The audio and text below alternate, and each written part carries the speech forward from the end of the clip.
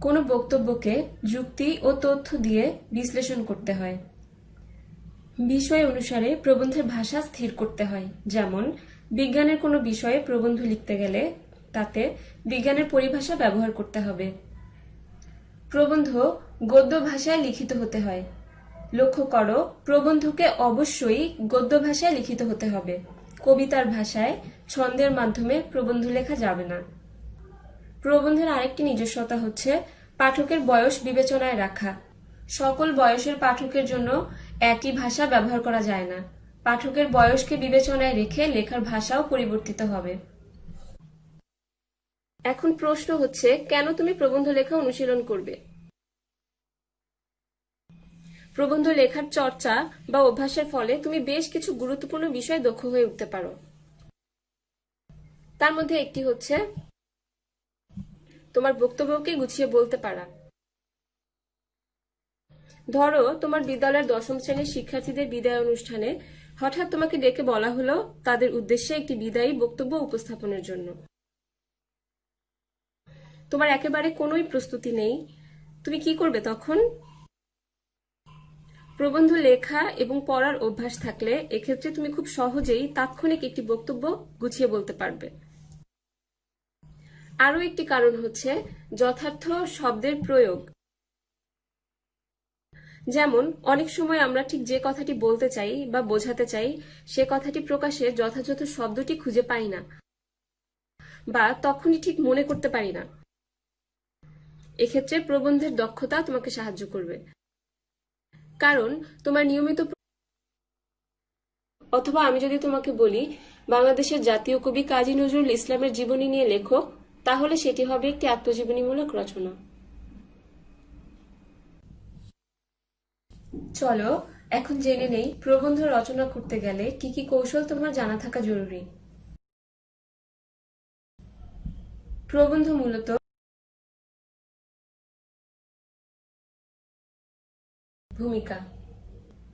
ভূমিকা হবে সংক্ষিপ্ত, বিষয় সংশ্লিষ্ট, প্রাসঙ্গিক এবং আকর্ষণীয়।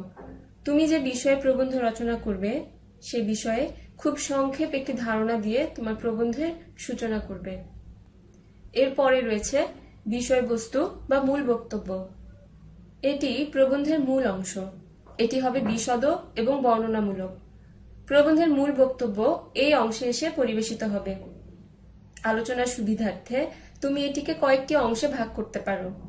প্রয়োজনে বিভিন্ন উদাহরণ, উপমা, উদ্ধৃতি ইত্যাদি ব্যবহার করতে পারো।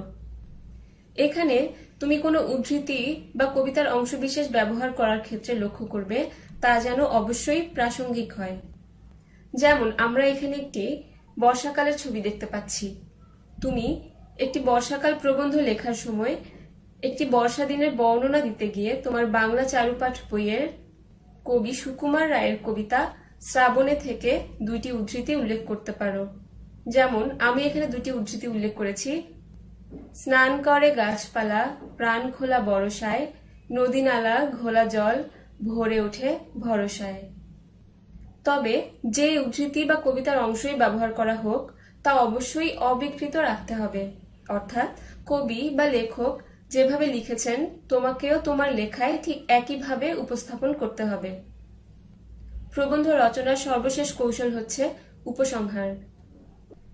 এই অংশটিও ভূমিকার মতোই সংক্ষিপ্ত হবে। এখানে যে বিষয় লিখছ সে সম্পর্কে তোমার নিজস্ব মতামত, তোমার অভিজ্ঞতার ছোট্ট একটি অংশ তুলে ধরতে পারো। বা কোনো সমস্যা সমাধানমূলক রচনা হলে সেখানে সমস্যা সমাধানের প্রত্যাশা ব্যক্ত করে তুমি উপসংহার টানতে পারো। চলো এখন জেনে নেই প্রবন্ধ রচনা করতে গেলে কি কি নিয়ম জানা থাকা জরুরি, অর্থাৎ কোন নিয়মগুলো জানা থাকলে তুমি একটি প্রবন্ধ সঠিকভাবে লিখতে পারবে। প্রথমত, প্রবন্ধের ভাষা হবে সহজ, সরল এবং স্বচ্ছ, যেন পড়া মাত্রই তা বুঝতে পারা যায়। কঠিন উচ্চারণের শব্দ, অপরিচিত বা অপ্রচলিত শব্দ যথাসম্ভব বাদ দিতে হবে। সরল ও সাবলীল ভাষার মাধ্যমে তুমি কি বলতে চাইছো তা তোমার লেখায় ফুটিয়ে তুলতে হবে। যখন তুমি কোনো কিছুর বর্ণনা দিবে তখন তা এমনভাবে বর্ণনা করবে যেন সেই বর্ণনার মধ্য দিয়ে কোনো কিছুর রং, স্বাদ, গন্ধ, শব্দ, দৃষ্টি এই অনুভূতিগুলো ব্যবহার করে পাঠক চোখের সামনে তোমার বর্ণনাটি ছবির মতো ফুটিয়ে তুলতে পারে এবং বিষয়বস্তুটিকে অনুভব করতে পারে। এখন আমি তোমাদের একটি উদ্ধৃতি পড়ে শোনাচ্ছি। পুল পেরিয়ে সামনে একটা বাঁশ বাগান পড়ল, তারই মধ্য দিয়ে রাস্তা। মচমচ করে শুকনো বাঁশ পাতার রাশ ও বাঁশের খোসা জুতোর নিচে ভেঙে যেতে লাগলো। পাশে একটা ফাঁকা জায়গায় বুনো গাছপালা, লতা ঝোপের ঘন সমাবেশ। সমস্ত ঝোপটার মাথা জুড়ে সাদা সাদা তুলোর মতো রাধালতা ফুল ফুটে রয়েছে। এখানে দেখো, লেখক একটি বাঁশ বাগান, তার পাশের রাস্তা, সেখানে পড়ে থাকা শুকনো পাতা, জুতার নিচে ভেঙে যাওয়া পাতার মচমচে শব্দ, সবটুকু এত সুন্দর করে বিবৃত করেছেন যে তা পড়তে পড়তে সবটুকু দৃশ্য চোখের সামনে ফুটে ওঠে। আরো একটি নিয়ম হলো, ঘটনার হয় সেদিকে লক্ষ্য রাখতে হবে। যেমন ঐতিহাসিক কোনো রচনার ক্ষেত্রে ধরো 1971-এর মুক্তিযুদ্ধ নিয়ে তুমি প্রবন্ধ লিখছ। এক্ষেত্রে তোমার রচনায় 71-এর কোন ঘটনার পর কোন ঘটনা আসবে সেটি সেই ধারাবাহিকতা অনুযায়ী উপস্থাপিত হবে।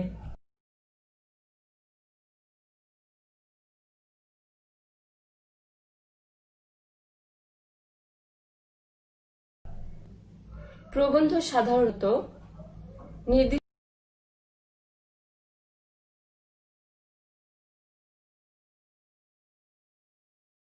অপ্রাসঙ্গিক বাক্য বাদ দিয়ে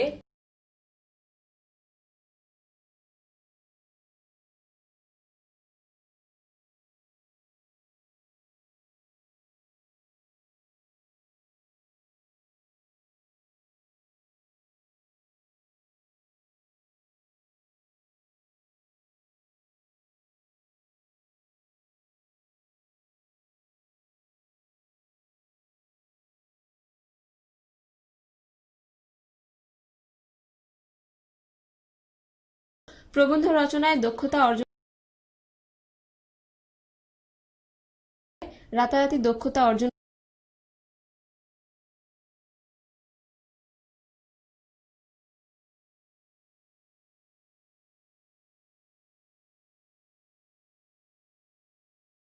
কারণ যে কোনো কিছু পড়ার মধ্য দিয়ে আমাদের অনেকগুলো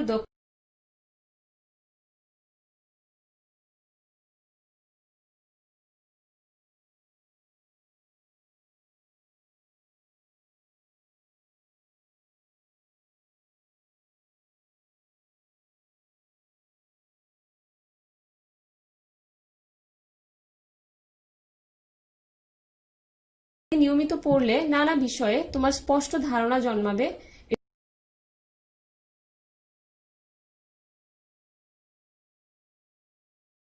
জন্য লেখাটা সহজ হয়ে উঠবে। যে বিষয়ে লিখবে সেই বিষয়বস্তু সম্পর্কে স্পষ্ট ধারণা থাকতে হবে। যে বিষয়ে তুমি জানো না সেই বিষয়ে কি তুমি লিখতে পারবে? কখনোই নয়। তোমার লেখার বিষয়বস্তু সে সম্পর্কিত সঠিক তথ্য, তোমার পক্ষের যুক্তি, তত্ত্ব, বিচার বিশ্লেষণ এগুলো বিষয়কেন্দ্রিক, প্রাসঙ্গিক এবং সামঞ্জস্যপূর্ণ হতে হবে। আরেকটি বিষয় হলো, একই বক্তব্য বারবার লেখা বা পুনরাবৃত্তি করা যাবে না। প্রাসঙ্গিক তথ্য উপাত্ত ছাড়াও নিজের বক্তব্যকে আরো জোরালো করার জন্য বিষয় সংশ্লিষ্ট প্রবাদ প্রবচন, কবিতার পংক্তি, উদ্ধৃতি এগুলো ব্যবহার করতে পারো। তবে তা অবশ্যই প্রাসঙ্গিক হতে হবে এবং খুব বেশি ব্যবহার করলে তোমার লেখার সৌন্দর্য নষ্ট হবে। তোমার নিজের অভিজ্ঞতা, শিক্ষা, চিন্তা শক্তি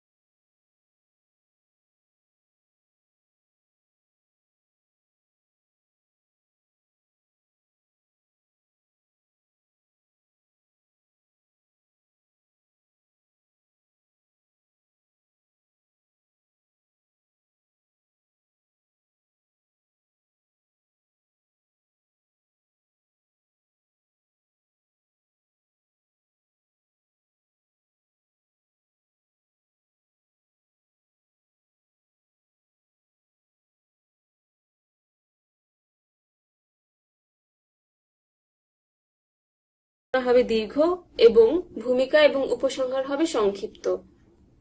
আমরা আরো জেনেছি প্রবন্ধ রচনায় দক্ষতা অর্জন করতে গেলে আমাদের প্রচুর পড়াশোনা করতে হবে, যেন যে কোনো বিষয়ে আমাদের বেশ ভালো জানাশোনা থাকে এবং যা লেখার ক্ষেত্রে, বিশেষ করে প্রবন্ধ লেখার ক্ষেত্রে আমাদের সাহায্য করবে। এবারে তোমরা তোমাদের বাড়ির কাজটি খাতায় লিখে নাও। তোমাদের বাংলা খাতায় বাড়ির কাজ করবে এবং স্কুল খোলার পর তোমাদের বাড়ির কাজের এই খাতাটি বাংলা শিক্ষকের কাছে জমা দিবে। এই বাড়ির কাজের মূল্যায়নের নম্বর তোমাদের ধারাবাহিক মূল্যায়নের সাথে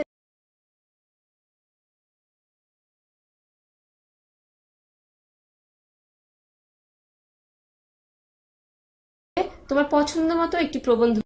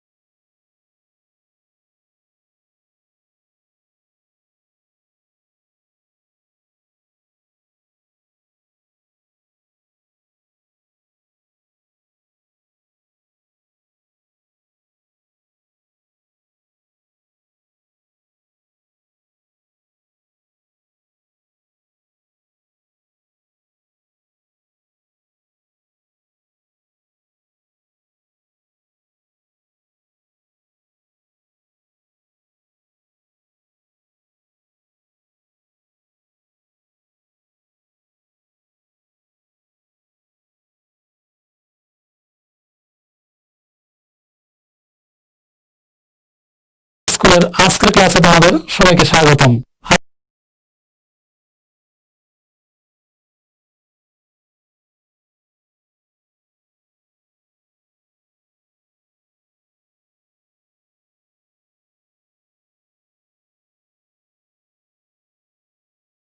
যা রাসূল সাল্লাল্লাহু আলাইহি ওয়াসাল্লামের উপর দীর্ঘ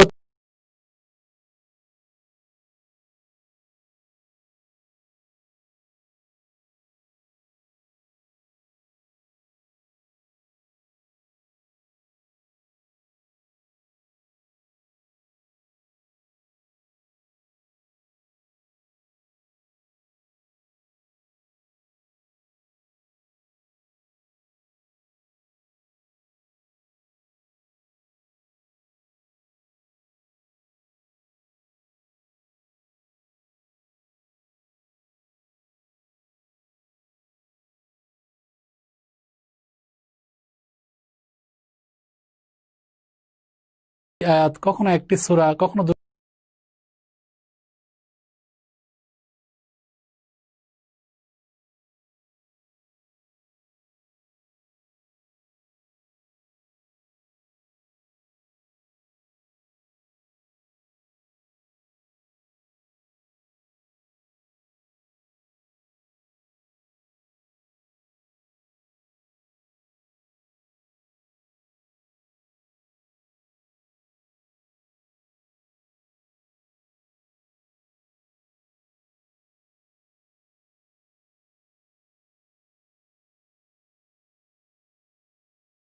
আবার আলোচনা করব কোরআন মাজিদের বৈশিষ্ট্য নিয়ে।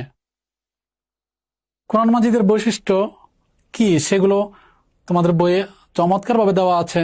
তাছাড়া আমি আরো কিছু কথা বলি যা তোমাদের কাছে খুব স্পষ্ট হবে। কোরআন মাজিদের প্রথম, যার কারণে আমরা বলতে পারি কোরআন মাজিদের দ্বিতীয় যে বৈশিষ্ট্যটা সেটা হচ্ছে একটা অপরিবর্তনীয় চিরন্তন গ্রন্থ। 3 নম্বরে যদি আমরা আরেকটা বৈশিষ্ট্য তুলে ধরি তোমাদের কাছে, সেটা হলো যে কোরআন মাজিদ এমন একটা গ্রন্থ যার মধ্যে সকল কিছুর, সকল সৃষ্টি জগতের সকল কিছু তিনি মৌলিক বিষয়গুলো তুলে ধরেছেন, যেখানে তিনি বলেছেন মা ফাররাতনা ফিল কিতাবি মিন শাইইন। এটা এমন একটা গ্রন্থ যেখানে কোনো কিছুর আলোচনাই আমি বাদ দেইনি। তাহলে আমরা দেখলাম যে কোরআন মাজিদের বৈশিষ্ট্যের মধ্যে তৃতীয় যেই কথাটা বলা যায় সেটা হচ্ছে সকল বিষয়ের আলোচনা যেখানে রয়েছে সেই এমন একটা গ্রন্থ হচ্ছে আল কোরআন। তাছাড়া তোমাদের বইয়ের মধ্যে যে বিষয়গুলো দেওয়া আছে সেটা হচ্ছে যে এটা একটা সর্বশেষ এবং সর্বশ্রেষ্ঠ আসমানি কিতাব, এবং যে 104টা আসমানি কিতাবের মধ্যে এটা হচ্ছে একটা বড় এবং প্রসিদ্ধ গ্রন্থ। কোরআন মাজিদের বৈশিষ্ট্যের পরে এবার আমরা আলোচনা করব কোরআন মাজিদের গুরুত্ব। এই প্রসঙ্গে আল্লাহ তাআলা বলেছেন আল-ইয়াউমা আকমালতু লাকুম দীনাকুম ওয়া আতমামতু আলাইকুম নি'মাতি ওয়া রাদিতু লাকুমুল ইসলামা দীনা। এটা এমন একটা গ্রন্থ যা অবতরণের শেষে, নাজিল করার শেষে তিনি বলেছেন আল-ইয়াউমা আকমালতু লাকুম দীনাকুম, আজ আমি তোমাদের জন্য তোমাদের জীবন বিধানকে পরিপূর্ণ করে দিলাম। এবং তিনি আর বলেছেন ওয়া রাদিতু লাকুমুল ইসলামা দীনা, এবং বলেছেন যে এই যে জীবন বিধান এর আলোকে যে ইসলাম, সেই ইসলাম এমন একটা গ্রন্থ, এমন একটা বিধান যেটাকে মানুষ অনুকরণ করলে আল্লাহ তাআলা তার উপরে সন্তুষ্ট থাকেন, যার কারণে তিনি বলে দিয়েছেন দিনা। তাহলে আমরা জানতে পারলাম যে এই কোরআন মাজিদের গুরুত্ব অনেক অনেক গুরুত্ব রয়েছে আল্লাহ তাআলা সন্তুষ্টি অর্জনের জন্য, এবং পরিপূর্ণভাবে ইসলামে নিজেকে প্রবেশ করানোর জন্য এই কোরআন মাজিদের ভূমিকা অনেক।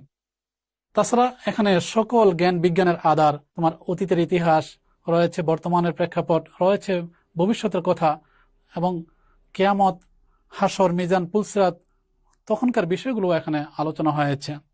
এবার আমরা আলোচনা করব কোরআন মাজিদের তেলাওয়াত নিয়ে। আসলে দুই ভাবে তেলাওয়াত করা যায়, একটা হচ্ছে নাজিরা তেলাওয়াত, আরেকটা হচ্ছে মুখস্থ তেলাওয়াত। যারা তোমরা মুখস্থ পারো তারা তো চমৎকার ভাবে মুখস্থ করতে পারো।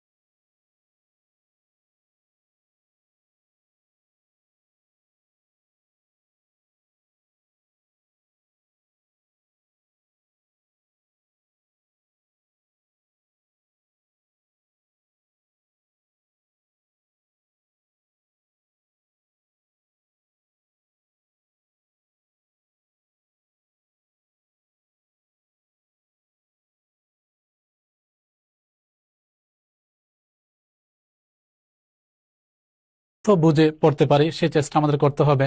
এবার আমরা তোমাদের কাছে তুলে ধরবো কোরআন তেলাওয়াতের গুরুত্ব নিয়ে। কোরআন তেলাওয়াতের অনেক গুরুত্ব রয়েছে। তোমরা জানো কোরআন এমন একটা গ্রন্থ যার মধ্যে আল্লাহ তাআলার সকল কথাগুলো, যে কি কাজ করলে আল্লাহ খুশি হবেন, কি কাজ করলে আল্লাহ আমাদের প্রতি অসন্তুষ্ট হবেন, কি কাজ করলে দুনিয়াতে আমরা সুখে শান্তি থাকতে পারবো, কি কাজ করলে আমরা পরকালে জাহান্নামের থেকে মুক্তি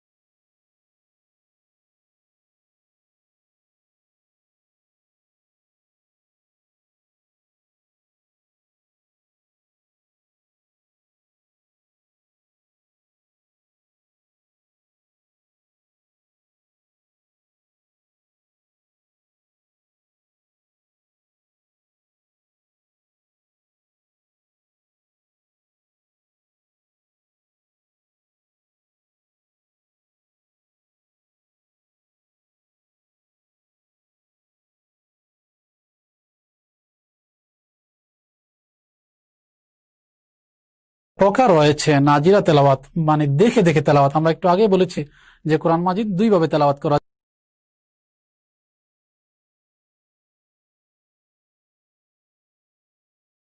দুই ভাষায় বলা হয় নাজিরা তেলাওয়াত বা দেখে দেখে পড়া। এই দেখে দেখে পড়ার ক্ষেত্রে অনেকে আছে তোমরা যারা স্পষ্ট ভাবে পড়তে পারো না, একটু একটু কষ্ট হয় পড়তে, আল্লাহ রাসূল বলেছেন এই যে কষ্ট করে যারা পড়ে, না যে আমি তো ঠিক মতো দ্রুত পড়তে পারি না, তাই আমি কিভাবে পড়বো। না, তোমরা যতটুকুই পারো ওটুকু যদি আস্তে আস্তে পড়তে চাও পড়তে পারবে, এবং এই পড়ার কারণে রাসূল সাল্লাল্লাহু আলাইহি ওয়াসাল্লাম বলেছেন তোমাদেরকে দ্বিগুণ সওয়াব দেওয়া হবে। তাই তোমরা যারা অল্প পারো তারাই অল্প পড়তে পড়তে একসময় বেশি পড়তে পারবে, বেশি ভালো পড়তে পারবে। তাই তোমরা চেষ্টা চালিয়ে যাবে, এই চেষ্টা চালানোর ফল সওয়াব আল্লাহ রাসূল বলেছেন দেওয়া হবে। সুতরাং আমরা চেষ্টা করব যারা যেভাবে পড়তে পারি সেভাবে চেষ্টা।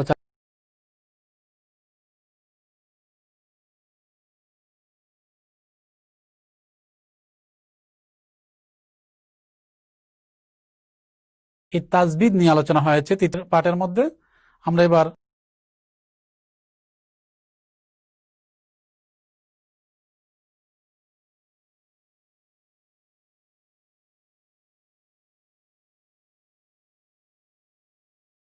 নিজস্ব মাখরাজ আছে, কোন জায়গা থেকে কোন অক্ষরটা উচ্চারিত হয়, কোন স্থান থেকে কোন অক্ষরটা উচ্চারিত হলে তার অর্থটা সঠিক থাকে, এই বিষয়গুলো নিয়ে যে আলোচনা সেটাও এই তাজবিদের মধ্যে আলোচনা করা হয়েছে।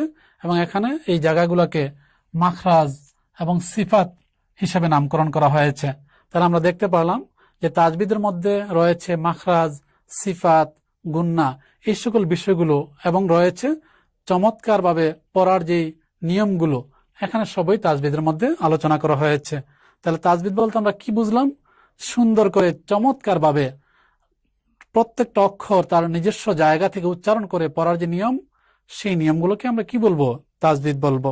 ভালোভাবে তাজবিদ অনুসারে কোরআন মাজিদ পড়ার জন্য আল্লাহ রাসূল বলেছেন যে খায়রুকুম মান তাআল্লামাল কুরআনা ওয়া আল্লামাহু, তোমাদের মধ্যে তো সেই ব্যক্তি উত্তম যে নিজে কোরআন পড়ে এবং অপরকে কোরআন পড়ানোর শিখায়, অর্থাৎ নিজে শিখে এবং অপরকে শিখায়, সেই তো তোমাদের মধ্যে উত্তম ব্যক্তি। তাহলে আমরা বুঝতে পারলাম যে উত্তম ব্যক্তি হবে সে যে নিজে চমৎকারভাবে কোরআন পড়তে পারে এবং অন্যকে আবার চমৎকারভাবে সে কোরআন শিখাতে পারে। আল্লাহ তাআলা তার নিজের কোরআনেও বলেছেন যে তোমরা ওয়ারাত্তিলিল কোরআনা তারতিলা, তোমরা উত্তমভাবে কোরআন পড়ো, তাহলে তোমাদের এই বিষয়গুলো আরো সওয়াব পাবে, তোমাদের কাছে আরো ভালো লাগবে এবং আল্লাহর সে নির্দেশনাও পালন করা হবে, মানা হবে। এবার আমরা বলবো মাখরাজ নিয়ে। মাখরাজ শব্দের অর্থ হচ্ছে বের হওয়ার, উচ্চারণের স্থান। আরবি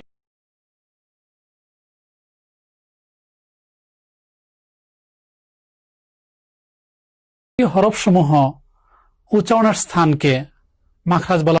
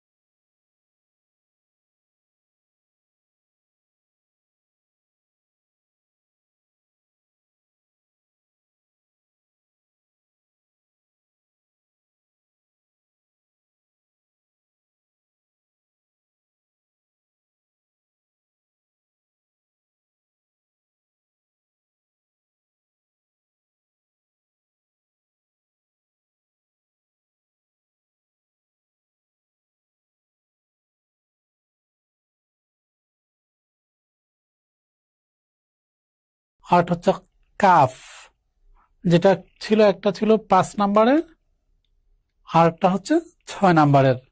এই দুইটা কাফের মধ্যে পার্থক্যটা একটু ক্লিয়ার করে নাও। একটা হচ্ছে কফ আর একটা হচ্ছে কাফ। যেমন কুল হু আল্লাহ, আর হচ্ছে কুল। একটা হচ্ছে কুল আর একটা হচ্ছে কুল। পার্থক্যটা আশা করি ক্লিয়ার হয়েছে।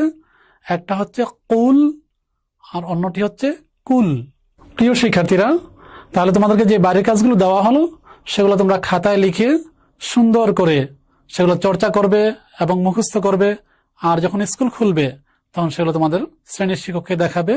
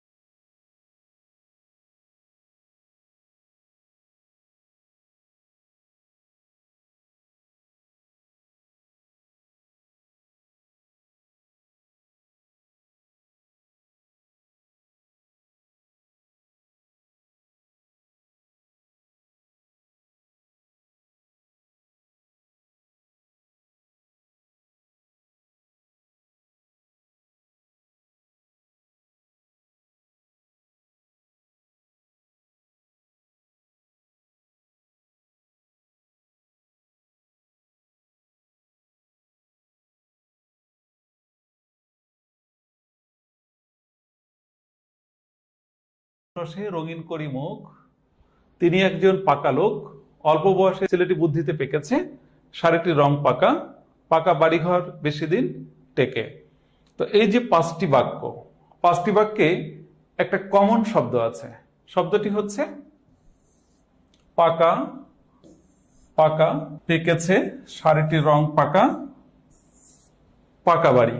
তো পাঁচটি বাক্যে পাকা শব্দটি পাঁচটি বিশেষ অর্থ নিয়ে কিন্তু এখানে হাজির হয়েছে। সেটি কেমন সেটিও আমরা একটু দেখে নিচ্ছি। দেখা যাচ্ছে প্রথম বাক্যে পাকা শব্দটি পরিপক্ক অর্থে, দ্বিতীয় বাক্যে পাকা শব্দটি অভিজ্ঞ অর্থে, তৃতীয় বাক্যে পাকা শব্দটি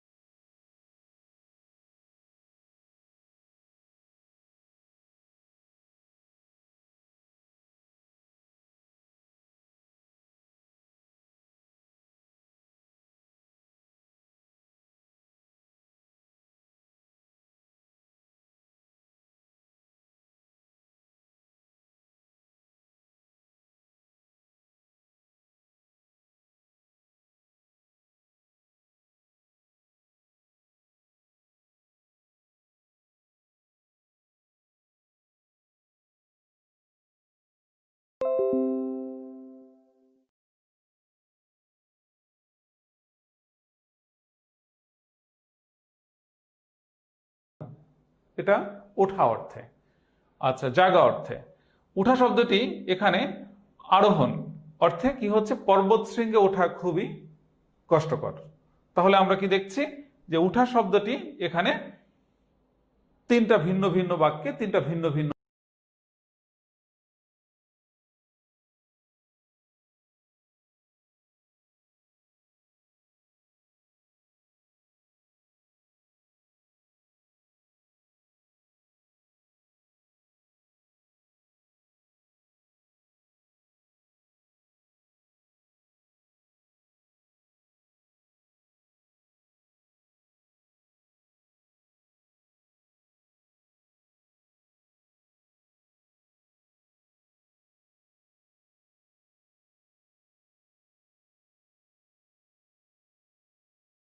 নিয়েছি। কাজ কি হচ্ছে, প্রথমে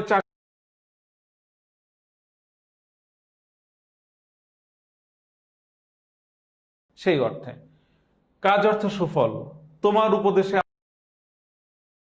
মানে কাজ হয়েছে, মানে কি আমি এখান থেকে একটা সুফল পেয়েছি।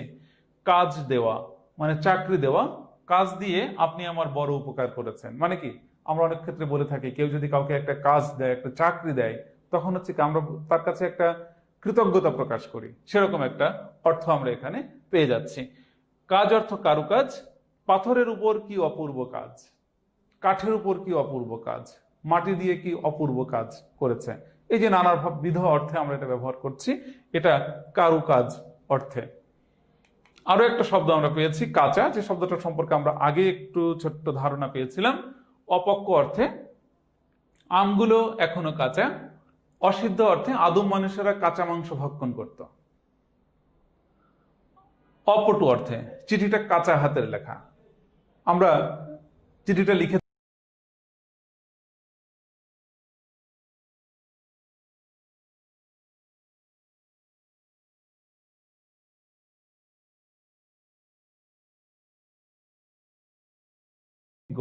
অপটু এই অর্থ।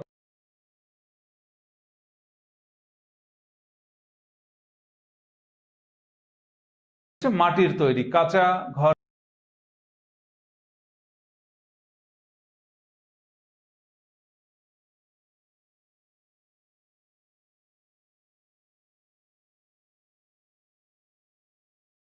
চোখ, চোখ রাখা, দৃষ্টি রাখা। বাক্যটাকে ছেলেটির উপর চোখ রেখো, আমরা অনেক সময় বলি কিন্তু যে ছেলেটির উপর চোখ রেখো, তাকে চোখে চোখে রেখো, এরকম অর্থে কিন্তু আমরা বলছি। এটা দৃষ্টি রাখা বা খেয়াল রাখা। চোখ ওঠা রোগ বিশেষ, অনেকের চোখে নানা রকম ইনফেকশন হয়, সেটাকে আসলে বলে চোখ ওঠা। সেই অর্থে চোখ ওঠাতে সে ভীষণ কষ্ট পাচ্ছে। চোখ খোলা, সতর্ক হওয়া হবে, সাবধানে চলতে হবে, সেই অর্থে এখানে বাক্যে চোখ খোলা প্রয়োগ হলো। চোখ রাঙানো মানে রাগ দেখানো, আমাকে চোখ রাঙিয়ে লাভ নেই। আরেকটা শব্দ আমরা নিয়েছি মাথা। মাথা অর্থ হচ্ছে মেধা বুদ্ধি, ছেলেটি মেধা আছে, বুদ্ধি আছে, সেই অর্থে। মাথা অর্থ হচ্ছে একটা গাছের মাথায় পাখির বাসা, অর্থাৎ কি গাছের একেবারে শীর্ষে মাথায়। মাথা অর্থ শ্রেষ্ঠ, বুদ্ধিজীবীরা দেশের মাথা। তাহলে কি হচ্ছে এখানে, বুদ্ধিজীবীরা দেশের মাথা মানে কি তারা আমাদের শ্রেষ্ঠ মানুষ, একটা সমাজের, একটা রাষ্ট্রের। মাথা অর্থ মস্ত,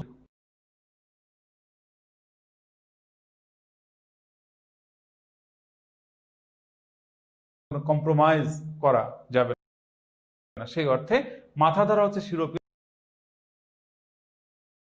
আমরা তাহলে দেখতে পাচ্ছি যে মাথা শব্দটি আমাদের এখানে 5টি বিশেষ অর্থে প্রযুক্ত হয়েছে। আরো একটা শব্দ আছে,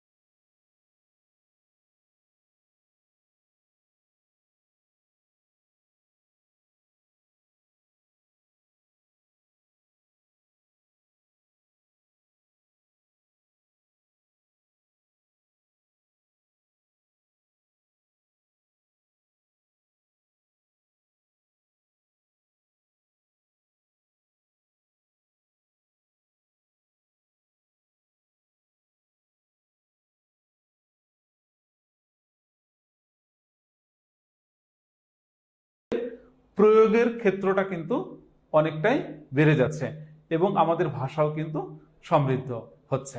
আচ্ছা,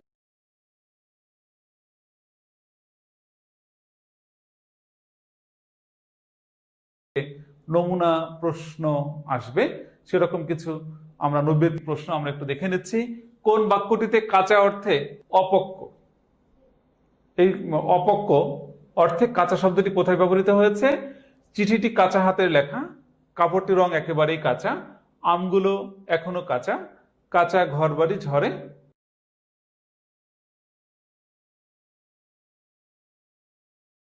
হয়েছে।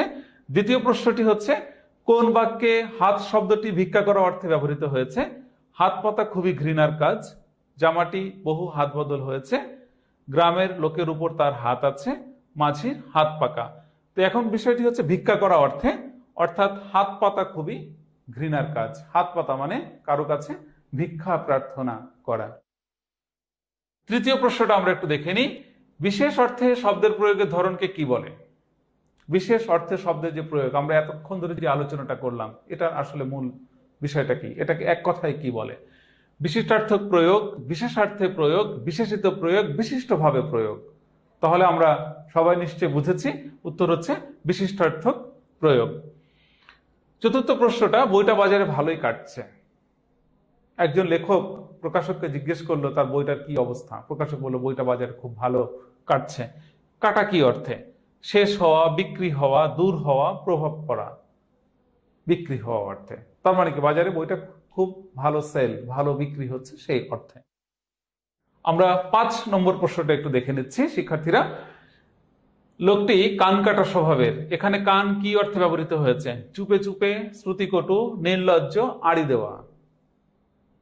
আমরা নিশ্চয় সবাই বুঝতে পারছি কান কাটা মানে হচ্ছে নির্লজ্জ। তাহলে উত্তর হচ্ছে নির্লজ্জ। তো শিক্ষার্থীরা, এই যে আলোচনা হলো, এই আলোচনার প্রেক্ষিতে তোমাদের ছোট্ট একটু বাড়ির কাজ থাকছে। ভিন্নার্থক শব্দ বলতে কি বোঝো উদাহরণ সহ আলোচনা করো। হাত ও ভালো শব্দ দ্বারা 3টি ভিন্নার্থক বাক্য রচনা করো। তোলা ও ধরা ক্রিয়াপদ দুটিকে বিভিন্ন অর্থে ব্যবহার করে 3টি বাক্য রচনা করো। মাথা অথবা চ্যাপ্টারটা পড়লাম, এটা দিয়ে আসলে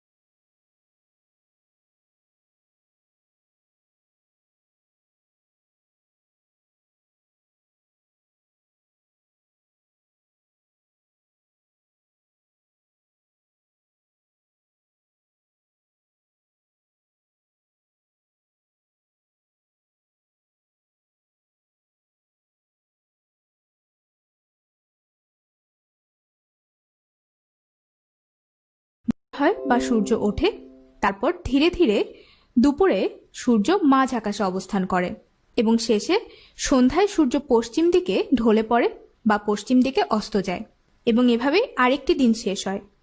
প্রতিদিনই এমন হয়। তাহলে কি আমাদের এই পৃথিবীকে কেন্দ্র করে সূর্য তার চারপাশে ঘুরছে? এ কারণেই কি আমরা প্রতিদিন সূর্যকে পূর্ব দিকে উঠতে দেখি এবং পশ্চিম দিকে অস্ত যেতে দেখি? ঠিক বলা যাচ্ছে না। আগের দিনে মানুষ কি ভাবতো? মানুষ প্রাচীনকাল থেকেই সূর্য, চন্দ্র, তারা নিয়ে খুব আগ্রহী ছিল। এখনকার মতো অত আধুনিক যন্ত্রপাতি তখন ছিল না, তাই খালি চোখে যেমনটি বোঝা যেত তেমনটিই তারা বিশ্বাস করতেন। খালি চোখে যেমন আমাদের কাছে মনে হয় সূর্যই পৃথিবীকে কেন্দ্র করে এর চারদিকে ঘুরতে থাকে। এখন চলো কোপার্নিকাসের দেওয়া সূর্য কেন্দ্রিক এই মতবাদ কিভাবে কাজ করছে সেটি বুঝি।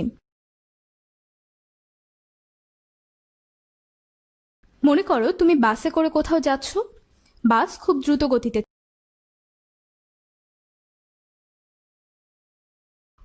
গতিতে পেছন দিকে ছুটছে, ঠিক না? কিন্তু আসলে তো বাসটি চলছে, বাসের সাথে সাথে আমরাও চলছি, আর রাস্তার ধারে সবকিছু স্থির আছে। ঠিক তেমনি পৃথিবী আর সূর্যের সাথেও এই মজার ব্যাপারটি ঘটছে। রাস্তার ধারের সবকিছুর মতো সূর্যও স্থির, আর তোমার বাসের মতো পৃথিবী আসলে সূর্যের চারপাশে ঘুরছে। আসলে পৃথিবীও একটি নির্দিষ্ট গতিতে চলছে। আমরা পৃথিবীর গতির সাথে অভ্যস্ত বলে এটা বুঝতে পারি না।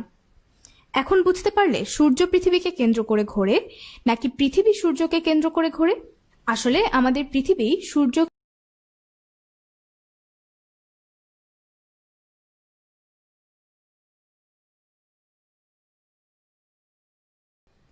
এবং জ্যোতিষ্ক মিলে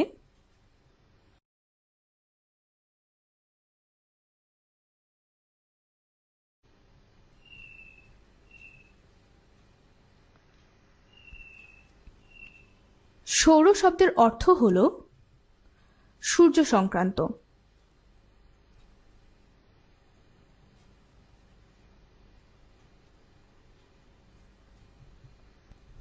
তার মানে সূর্য সংক্রান্ত এই জগৎকে আমরা এক কথায় সৌরজগৎ বলি। যেমন এই ছবিতে দেখো, সূর্যকে কেন্দ্র করেই এই গ্রহগুলো ঘুরছে। পৃথিবী ছাড়াও সূর্যের আরও 7টি গ্রহ আছে। আমরা একটু হাতে এঁকে দেখি। মনে করো এটি হলো সূর্য। সৌরজগতের সব গ্রহগুলো সূর্যকে কেন্দ্র করে একটি নির্দিষ্ট পথে ঘুরতে থাকে। প্রতিটি গ্রহের জন্যই একটি নির্দিষ্ট পথ আছে। প্রতিটি গ্রহই এই নির্দিষ্ট পথ অনুসরণ করে সূর্যকে কেন্দ্র করে ঘুরতে থাকে। এভাবেই গঠিত হয় আমাদের সৌরজগৎ। পৃথিবী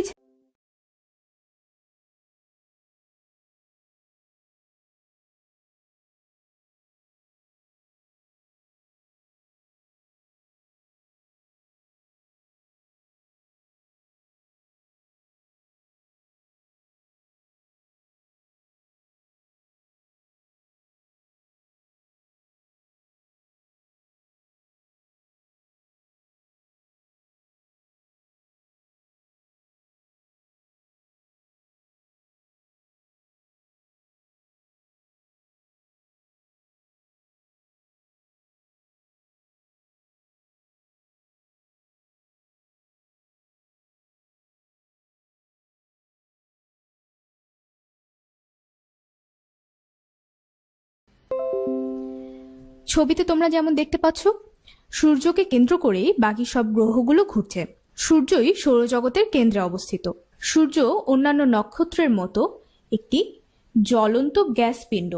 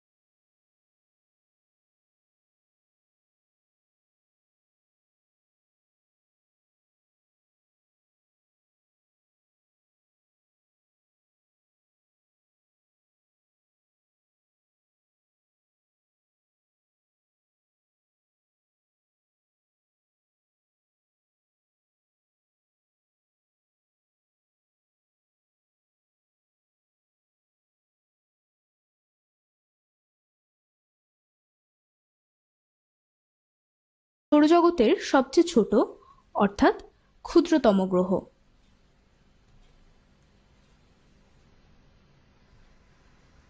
বুধ গ্রহের নিজস্ব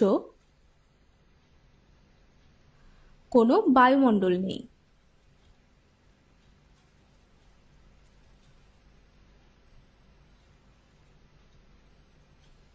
এখন তোমরা শুক্র গ্রহের ছবি দেখতে পাচ্ছ। শুক্র গ্রহ হলো সূর্য থেকে দূরত্বের দিক দিয়ে সৌরজগতের দ্বিতীয় গ্রহ।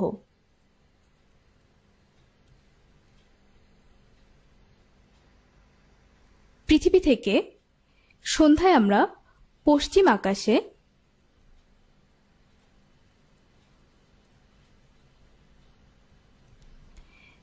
যে সন্ধ্যা তারা দেখি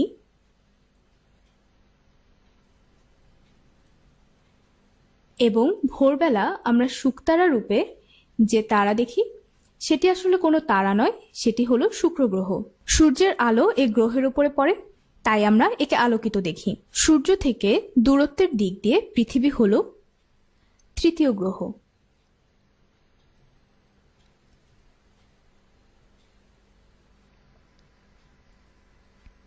পৃথিবী এখন পর্যন্ত পাওয়া একমাত্র গ্রহ যেখানে প্রাণের অস্তিত্ব পাওয়া গেছে। আমরা সকলেই পৃথিবীতে বসবাস করি।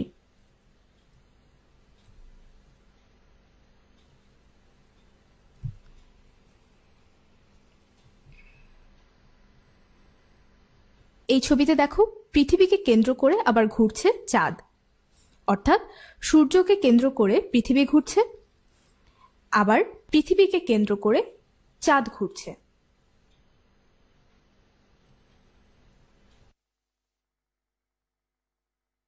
সূর্য থেকে দূরত্বের হিসেবে চতুর্থ গ্রহ হলো মঙ্গল। এখানে তোমরা মঙ্গল গ্রহের ছবি দেখতে পাচ্ছ। মঙ্গলের লাল পৃষ্ঠের জন্য একে অনেক সময় লাল গ্রহ বলা হয়। মঙ্গলের পৃষ্ঠ ধূলিময় এবং ঘুরে আসতে চাঁদের সময় লাগে 27 দিন 8 ঘন্টা। এই প্রদক্ষিণের অর্থাৎ 27 দিন 8 ঘন্টায় আসলে চাঁদ পৃথিবীকে একবার প্রদক্ষিণ করে। এই প্রদক্ষিণের পুরো সময় চাঁদ কিন্তু একই রকম থাকে না।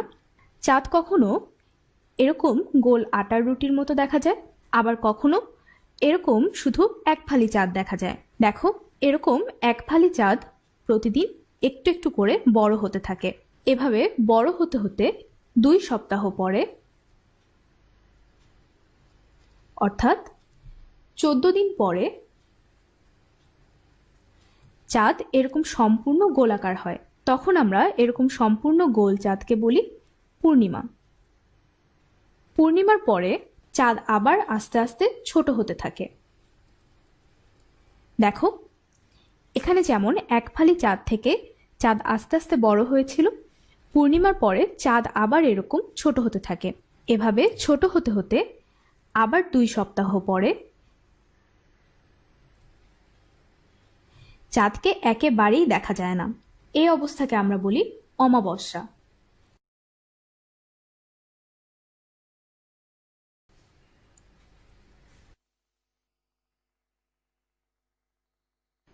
পৃথিবীর একমাত্র প্রাকৃতিক উপগ্রহ হল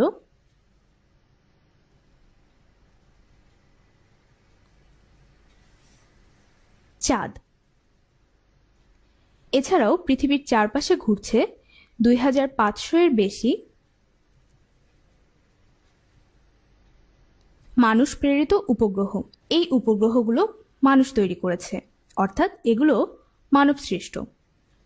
চাঁদের মতো প্রাকৃতিক উপগ্রহ না। মানব সৃষ্ট এসব উপগ্রহকে বলা হয় কৃত্রিম উপগ্রহ। এখানে তোমরা এরকম একটি কৃত্রিম উপগ্রহের ছবি দেখতে পাচ্ছ।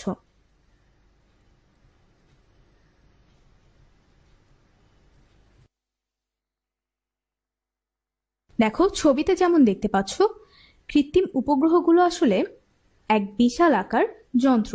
কিন্তু এই বিশাল আকার যন্ত্র মানুষ কেন মহাকাশে পাঠায়? এই কৃত্রিম উপগ্রহের কাজ হলো আসলে, যে কারণে মানুষ এদেরকে মহাকাশে পাঠায়, বিভিন্ন ধরনের তথ্য সংগ্রহ করা। কৃত্রিম উপগ্রহ কি ধরনের তথ্য সংগ্রহ করে? আবহাওয়ার তথ্য সংগ্রহ করতে পারে,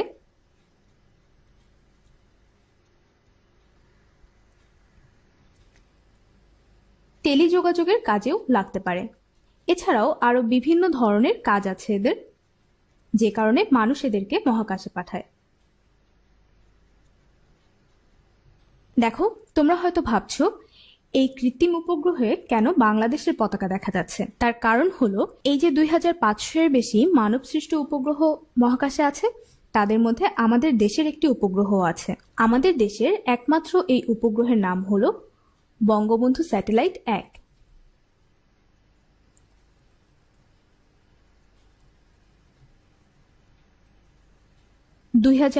সালে একে মহাকাশে প্রেরণ করা হয়। এখন চলো দেখি বাড়ির কাজগুলো কি কি। প্রথম কাজ হলো তোমরা তোমাদের খাতায় সৌরজগতের গঠন কাঠামোর একটি চিত্র আঁকবে এবং গ্রহগুলোর নাম লিখবে।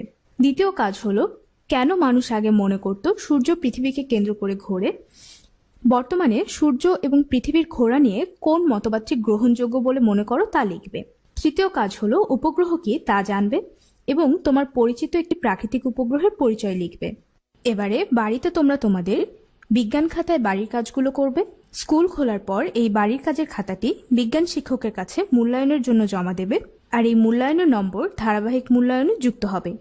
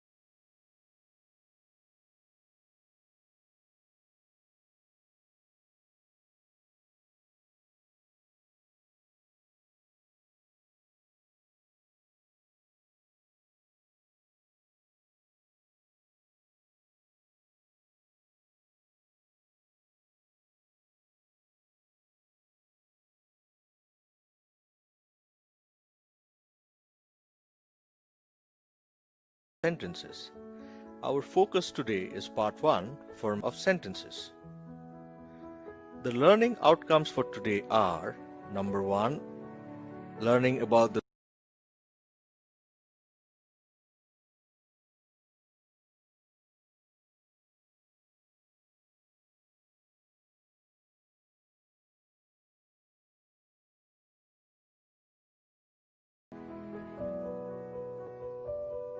So, a sentence is a set of words that is complete in itself and expresses a complete thought. So, a sentence is a cluster of meaningful person listening about it.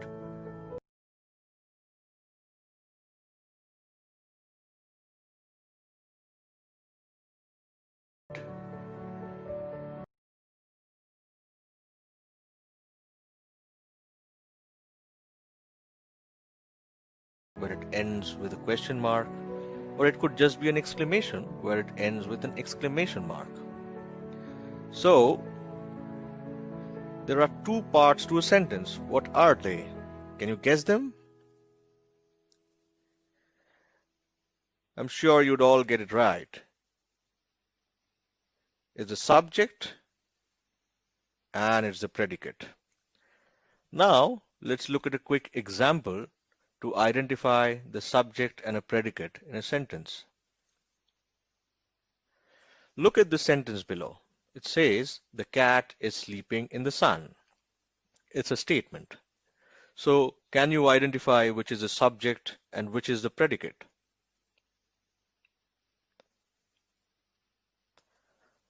I'm sure all of you would have got it right, but let's have a quick look at the answer anyway. So the cat is the subject, as we are talking about the cat and what it's doing. And sleeping in the sun is the predicate, The cat is sleeping in the sun. Now, let's quickly look at the different types of sentences that are there and how to use them. Types of sentences. Sentences can be classified into different types depending on their structure and function. Sentences can be broadly divided into 5 types. Assertive sentence বা বিবৃতিমূলক বাক্য, interrogative sentence বা প্রশ্নবোধক বাক্য, imperative sentence বা অনুজ্ঞাবাচক বাক্য, exclamatory sentence বা বিস্ময়বোধক বাক্য, and optative sentence বা ইচ্ছামূলক কিংবা প্রার্থনামূলক বাক্য। Assertive sentence. It is a sentence that states a fact. As this sentence asserts, states, and declares, it is also called a declarative sentence. An assertive sentence always ends with a full stop. He goes to school.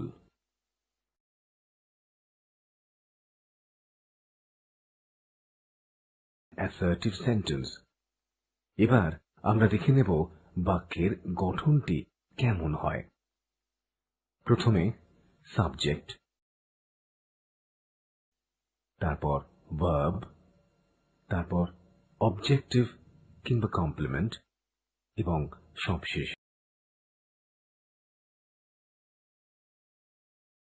There were many boys in the school. এখানে subject হলো there, verb হলো were, object many boys are adverbial in the school. Assertive sentences can be further divided into 2 categories. A. Affirmative sentence কিংবা হ্যাঁবাচক বাক্য।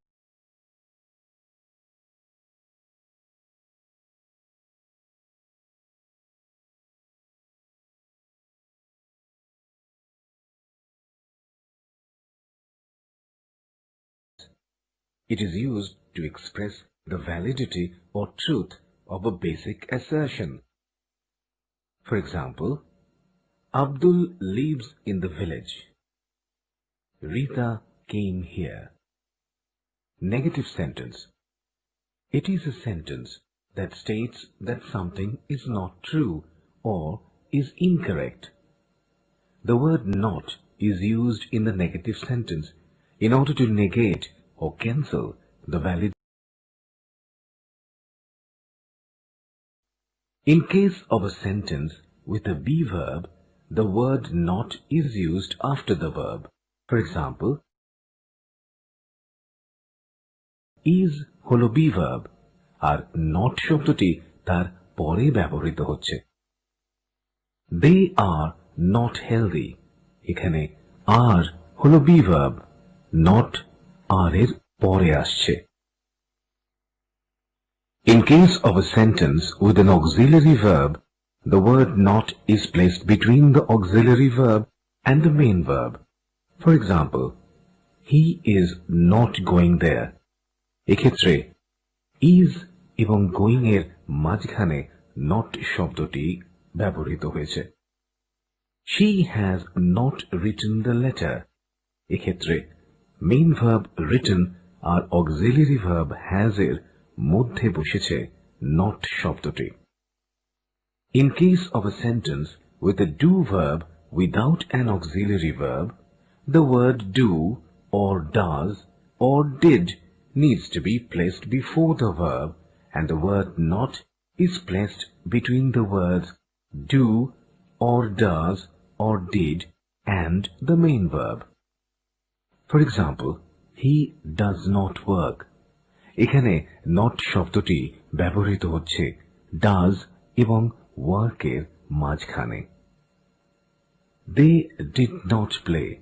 এখানে main verb play এবং did শব্দটির মাঝখানে not শব্দটিকে বসানো হয়েছে। Interrogative sentence. It is a type of a sentence that asks a question. It ends with a question mark. For example, how are you? Does he stay here? Are you the captain? Interrogative sentences can be broadly divided into two categories: yes-no question or polarity question and WH question. Yes-no questions are those that can be answered with a yes or no. Yes-no প্রশ্ন হলো সেই প্রশ্ন যা yes কিংবা no দিয়ে উত্তর দেওয়া সম্ভব। Do you know the answer? When a yes-no question has a be verb, the verb is placed in front of the subject. যখন yes-no questionে be verb থাকে, তখন verbটি সাবজেক্টের আগে বসে।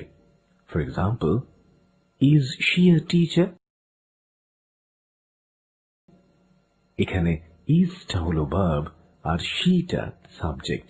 Is she এর আগে বসছে। Are they good players? এখানে are হলো verb, they হলো subject.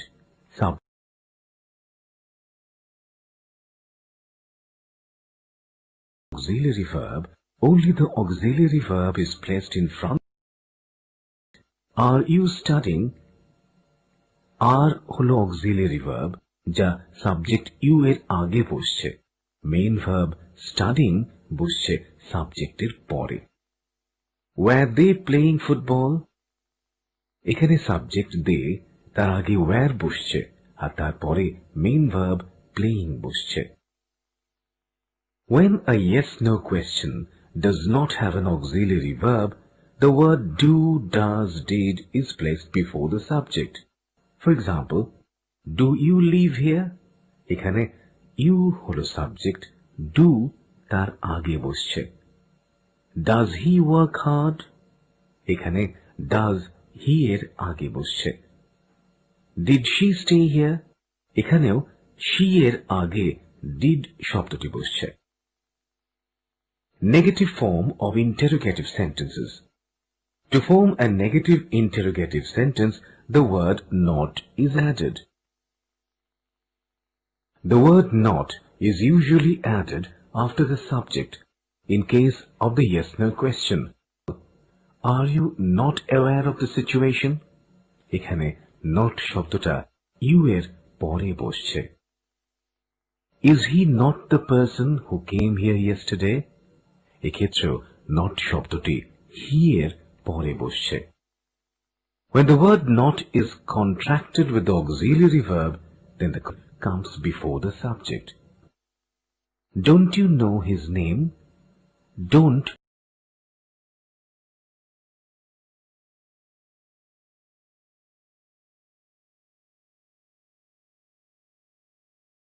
it এর আগে isn't শব্দটা বসছে, অর্থাৎ এর মধ্যে রয়েছে is এবং not.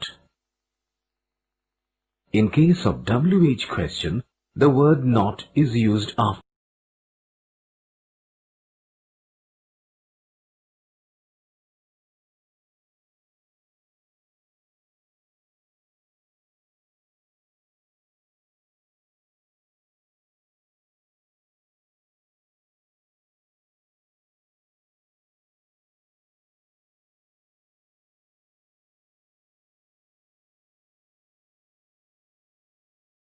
WH ওয়ার্ডের পরে আসছে।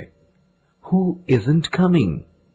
এক্ষেত্রে isn't শব্দটা আসছে who এর পরে। Imperative sentence. It is a sentence that expresses command, request, advice, or suggestions. An imperative sentence does not have a subject. The subject is implied. The subject implied is you. Here are some examples of imperative sentences. এবার কয়েকটা imperative sentenceর দিকে আমরা চোখ রাখব। প্রথমেই command বা আদেশ। Shut the door.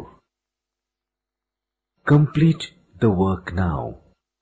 দুটো ক্ষেত্রেই কোনো সাবজেক্ট নেই, দুটোর ক্ষেত্রেই সাবজেক্ট হলো ইউ, যা উহ্য বা ইমপ্লায়েড।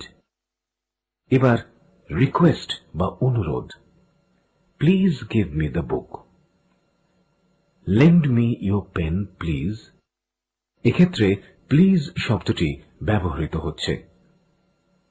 সাজেশন বা পরামর্শ, you keep to the left while walking on the road.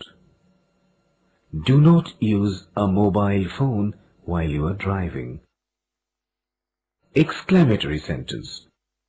It is a sentence that expresses strong emotion of joy, anger, or grief. An exclamatory sentence has a mark of exclamation. Hooray! We have won the match.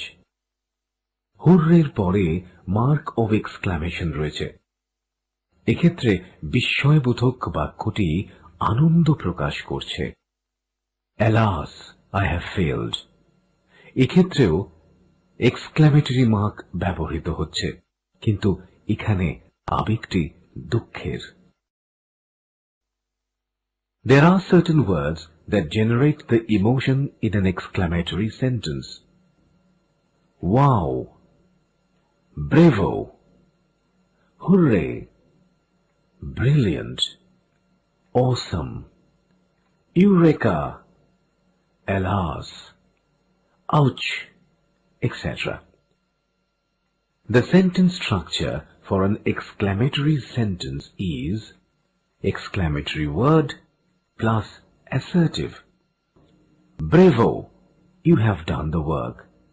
এক্ষেত্রে bravo হলো exclamatory word, আর you have done the work হলো assertive sentence বা বিবৃতিমূলক বাক্য।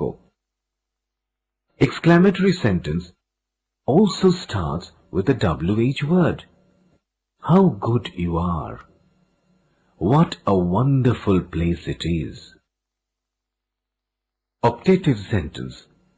It is a sentence that expresses a wish, a desire, or prayer. For example, may you be happy in life. May his soul rest in peace.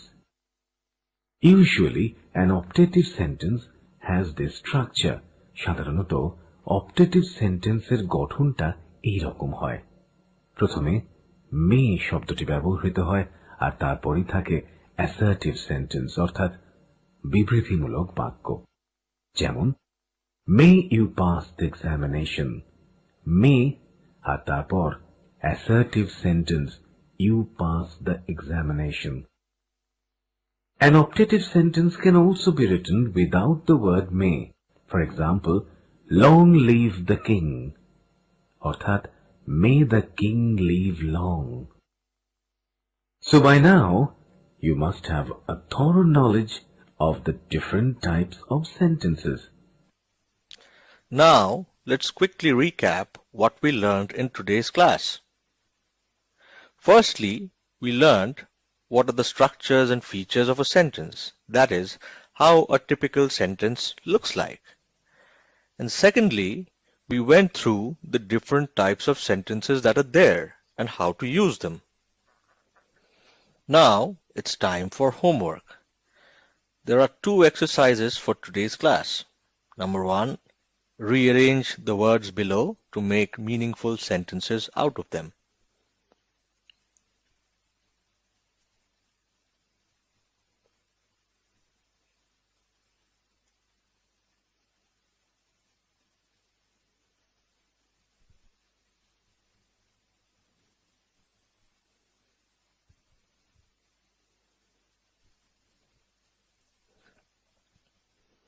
And number 2, write down 5 sentences about what you did in your last summer break or vacation.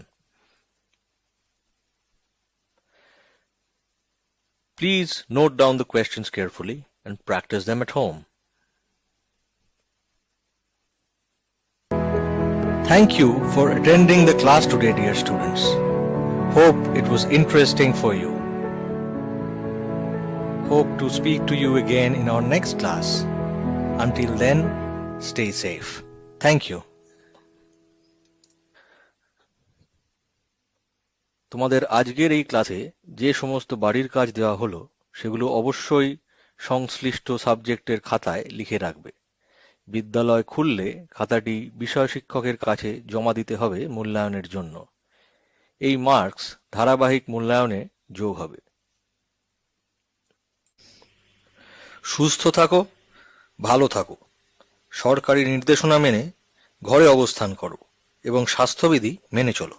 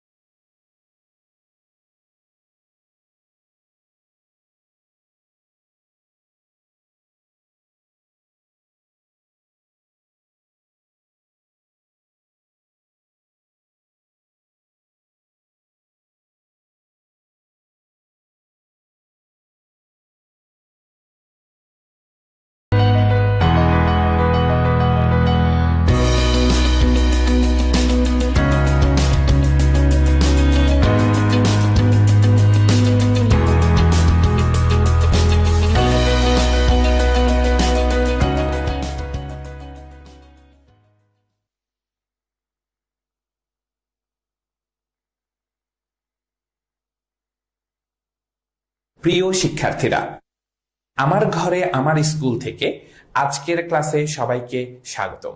আমরা এখন কথা বলতে চাইব অম্ল, ক্ষারক এবং লবণ এই তিনটা বিষয় নিয়ে আমাদের বিজ্ঞানে যে অধ্যায়টা আছে এটা নিয়ে।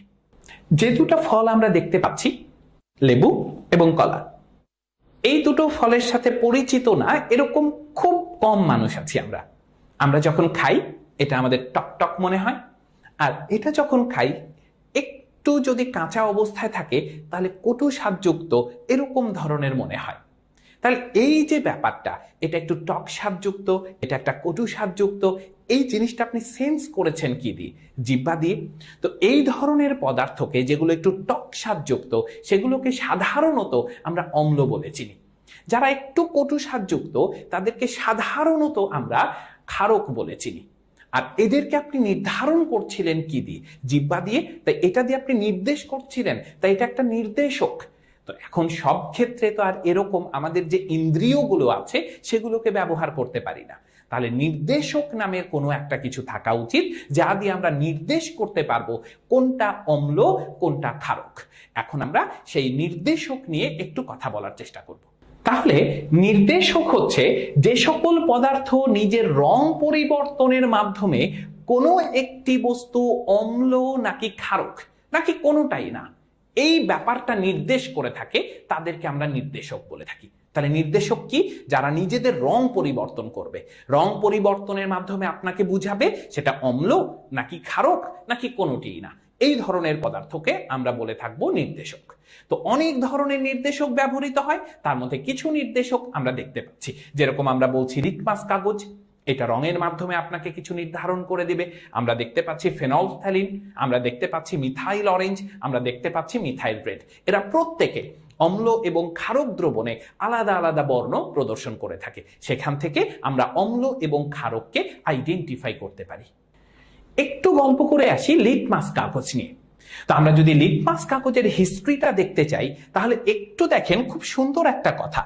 আনুমানিক 1300 খ্রিস্টপূর্বাব্দে এই সময়টায় নোভা নামের একজন মানুষ, এই নোভা স্যার ছিলেন দেখেন চিকিৎসক, এই স্প্যানিশ চিকিৎসক সর্বপ্রথম লিটমাস কাগজ ব্যবহার করেছিলেন। এবং সেই সময় লিটমাস কাগজটা তৈরি হতো কি দিয়ে? লাইকেন নামের এক ধরনের গাছ ছিল, সেই গাছ থেকে পাওয়া যে রং, সেই রং থেকে লিটমাস কাগজ তৈরি করা হতো। তাহলে লিটমাস কাগজ ওভারঅল কি? এটা একটা নির্দেশক। আর এটা নির্দেশক মানেই এটা কি করে থাকে?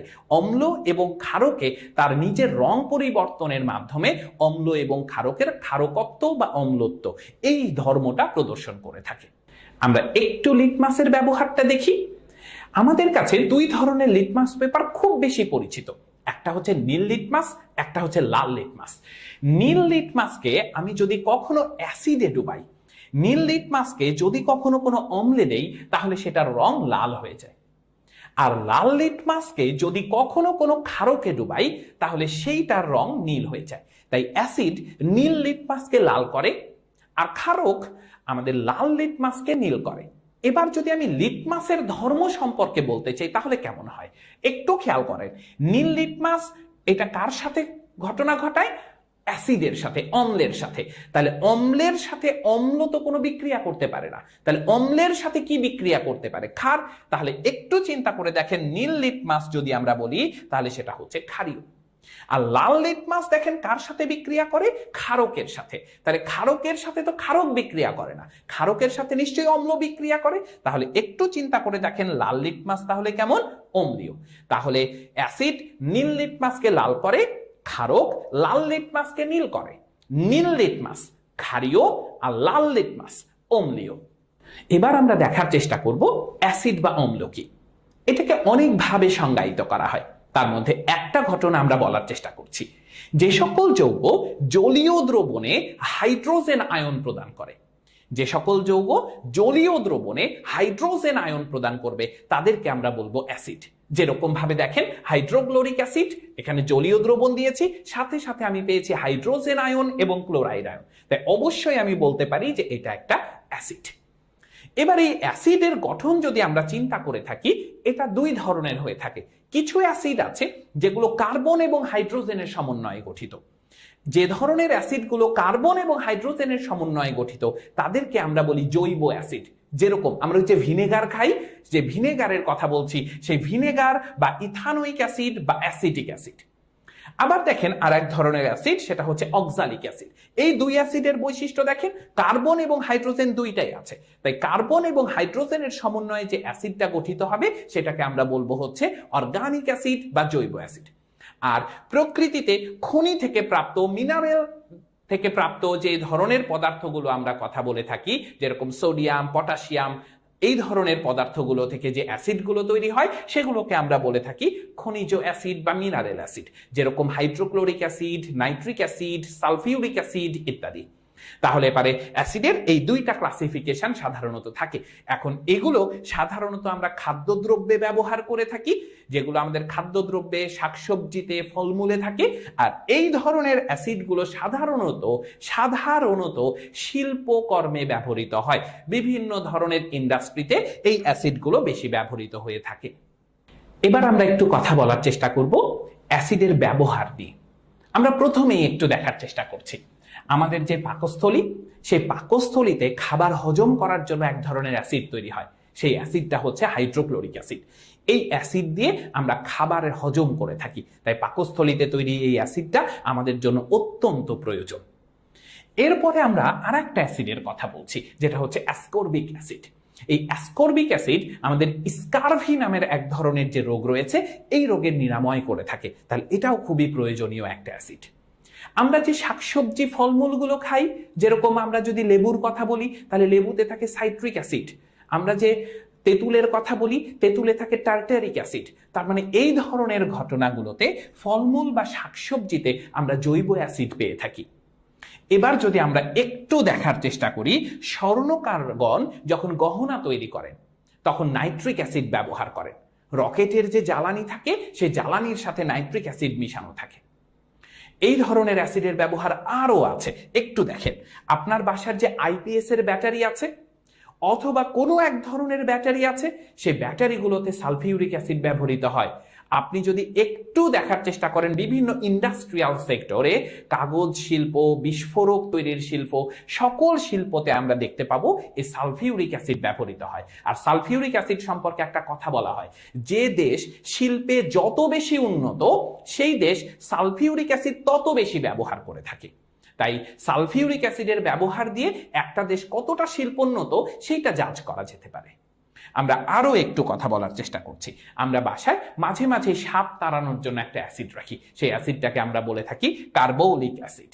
তাহলে এই অ্যাসিডের অনেক অনেক ব্যবহারের মধ্যে কিছু ব্যবহার এখানে উল্লেখ করা হয়েছে। তাই যদি কখনো পরীক্ষায় জানতে চায় অ্যাসিডের ব্যবহার লিখো, তাহলে আপনি কখনোই লিখে শেষ করতে পারবেন না। তাহলে ল্যাঙ্গুয়েজটা প্রথমে কি হওয়া উচিত, যে অ্যাসিডের অনেক ব্যবহারের মধ্যে কিছু উল্লেখযোগ্য ব্যবহার উল্লেখ করা হলো। আমরা এই পর্যায়ে কথা বলার চেষ্টা করব ক্ষারক বা বেজ নামের একটা বিষয় নিয়ে। আমরা ওই যে চ্যাপ্টারের শুরুতেই বলছিলাম কলা একটু কটু স্বাদযুক্ত, তো সেই ধরনের যে পদার্থ, সেই পদার্থ নিয়ে আমরা কথা বলার চেষ্টা করছি। অর্থাৎ ক্ষারক এটা কারা, তাদেরকে বলছি। তো ক্ষারক হচ্ছে তারাই যারা কোনো ধাতুর অক্সাইড অথবা হাইড্রোক্সাইড, অক্সাইড অথবা হাইড্রোক্সাইড, এরা হচ্ছে ক্ষারক। আর এদের সবচেয়ে বড় বৈশিষ্ট্যগুলোর মধ্যে একটা হচ্ছে এরা জলীয় দ্রবণে হাইড্রক্সিল আয়ন প্রদান করে। তাই আমরা বলে থাকি যে যে সকল যৌগ মূলত ধাতুর অক্সাইড বা হাইড্রক্সাইড এবং যারা জলীয় দ্রবণে হাইড্রক্সিল আয়ন প্রদান করে তাদেরকে ক্ষারক বলে। যেরকম সোডিয়াম হাইড্রক্সাইড, দেখেন সে জলীয় দ্রবণে আপনাকে কি প্রদান করেছে, হাইড্রক্সিল আয়ন প্রদান করেছে, তাই এটাকে আমরা বলবো ক্ষারক। এবার আমরা ক্ষারকের কিছু বৈশিষ্ট্য নিয়ে কথা বলবো। কিছু ক্ষারক আছে যারা পানিতে দ্রবীভূত হয়, আর কিছু ক্ষারক আছে যারা পানিতে দ্রবীভূত হয় না।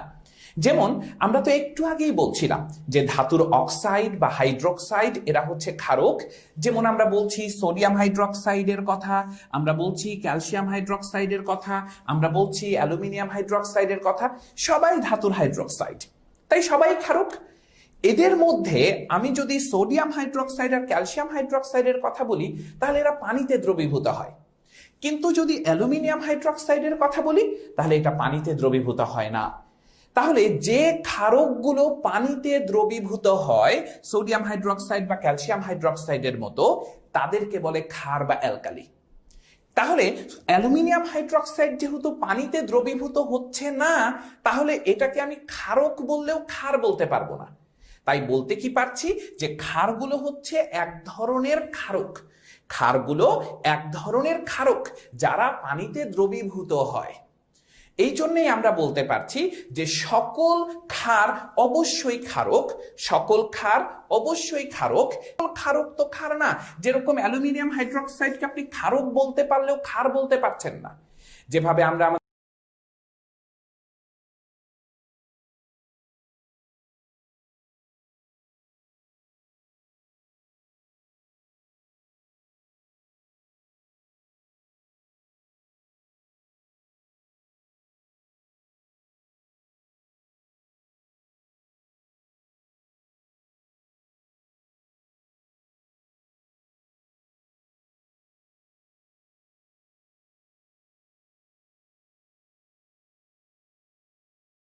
পরিষ্কার রাখা খুব জরুরি, আর হাত পরিষ্কার রাখতে সাবান পানি খুবই জরুরি একটা উপাদান। সেজন্য দেখেন প্রথমেই বলেছি সাবান তৈরিতে সোডিয়াম হাইড্রোক্সাইড নামের এক ধরনের ক্ষার ব্যবহৃত হয়। এরপর আসেন আমরা ব্লিচিং পাউডারের সাথে খুব বেশি ভাবে পরিচিত। ব্লিচিং পাউডারের কথা যদি বলি তাহলে এটা কি, ক্যালসিয়াম তাহলে শুষ্ক ক্যালসিয়াম হাইড্রোক্সাইড এবং ক্লোরিনের যে মিশ্রণ, এইটাকে আমরা বলে থাকি হচ্ছে ব্লিচিং পাউডার, যেটা রাসায়নিক নাম আমরা বলছি ক্যালসিয়াম। এটা হিসেবে ব্যবহৃত হয়। ব্লিচিং পাউডার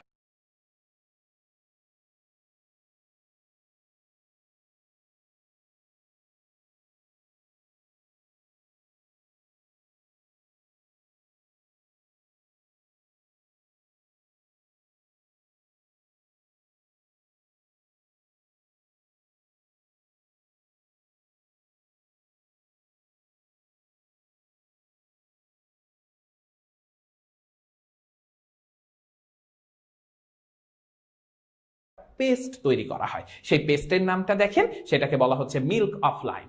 এটাও কিন্তু আপনার পোকামাকড় দমনে ব্যবহৃত হয়। এবার একটু কথা বলার চেষ্টা করছি, এটা আমাদের সাথে আমাদের বাসায় মাঝে মাঝেই আমরা দেখি, একটু ভাজা পোড়া খেলেই আমরা বলি একটু অ্যাসিডিটির ওষুধ খেয়ে ফেলি তো, অ্যান্টাসিড।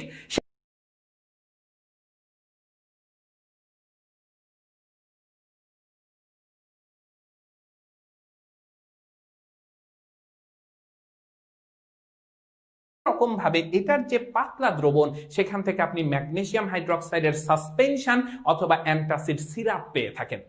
তো আমরা এই ম্যাগনেসিয়াম হাইড্রোক্সাইডের যদি কোনো কারণে কোনো পাতলা দ্রবণ তৈরি করতাম তাহলে তাকে বলতাম মিল্ক অফ ম্যাগনেসিয়া। তাহলে ম্যাগনেসিয়াম হাইড্রোক্সাইড আপনার অ্যান্টাসিড ট্যাবলেট এবং সাসপেনশন তৈরিতে ব্যবহৃত হচ্ছে। তাহলে ক্ষারকের কত ব্যবহার আপনি দেখলেন, আরো ব্যবহার লিখে শেষ করার মতো না। তাই পরীক্ষায় যদি কখনো আসে যে ক্ষারকের ব্যবহার লিখো, তাহলে কি বলা উচিত, ক্ষারকের অনেক ব্যবহারের মধ্যে অন্যতম কিছু ব্যবহার এখানে উল্লেখিত হলো। এবার আমরা একটি নমুনা সৃজনশীল প্রশ্ন দেখা বেশ কতটা শিল্পোন্নত তা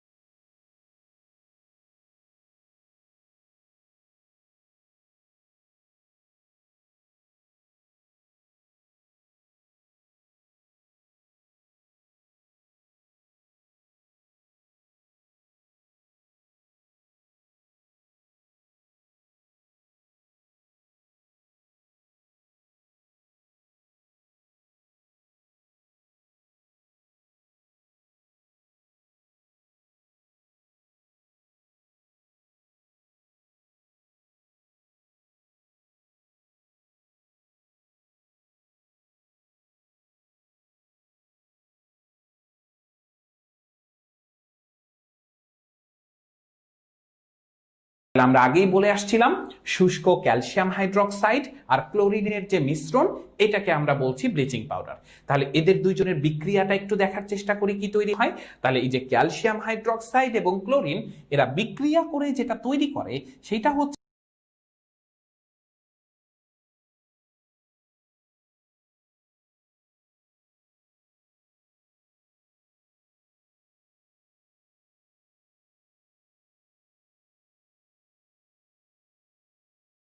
যেটা তৈরি করে সেটা হচ্ছে পানি। এই যে তাহলে শুষ্ক ক্যালসিয়াম হাইড্রক্সাইড এবং ক্লোরিন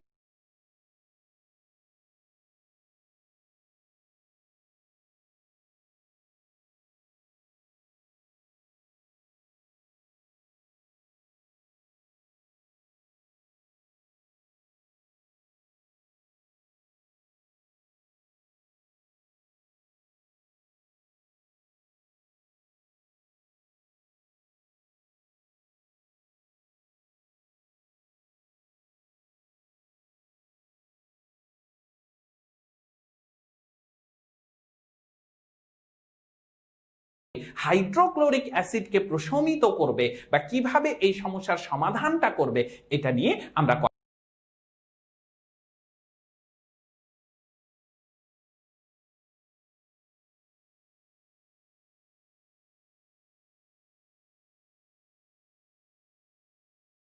ম্যাগনেসিয়াম হাইড্রক্সাইডকে একটু আয়োনাইজড করি, সে কিরকম আয়নে পরিণত হয় সেটা একটু দেখার চেষ্টা করি।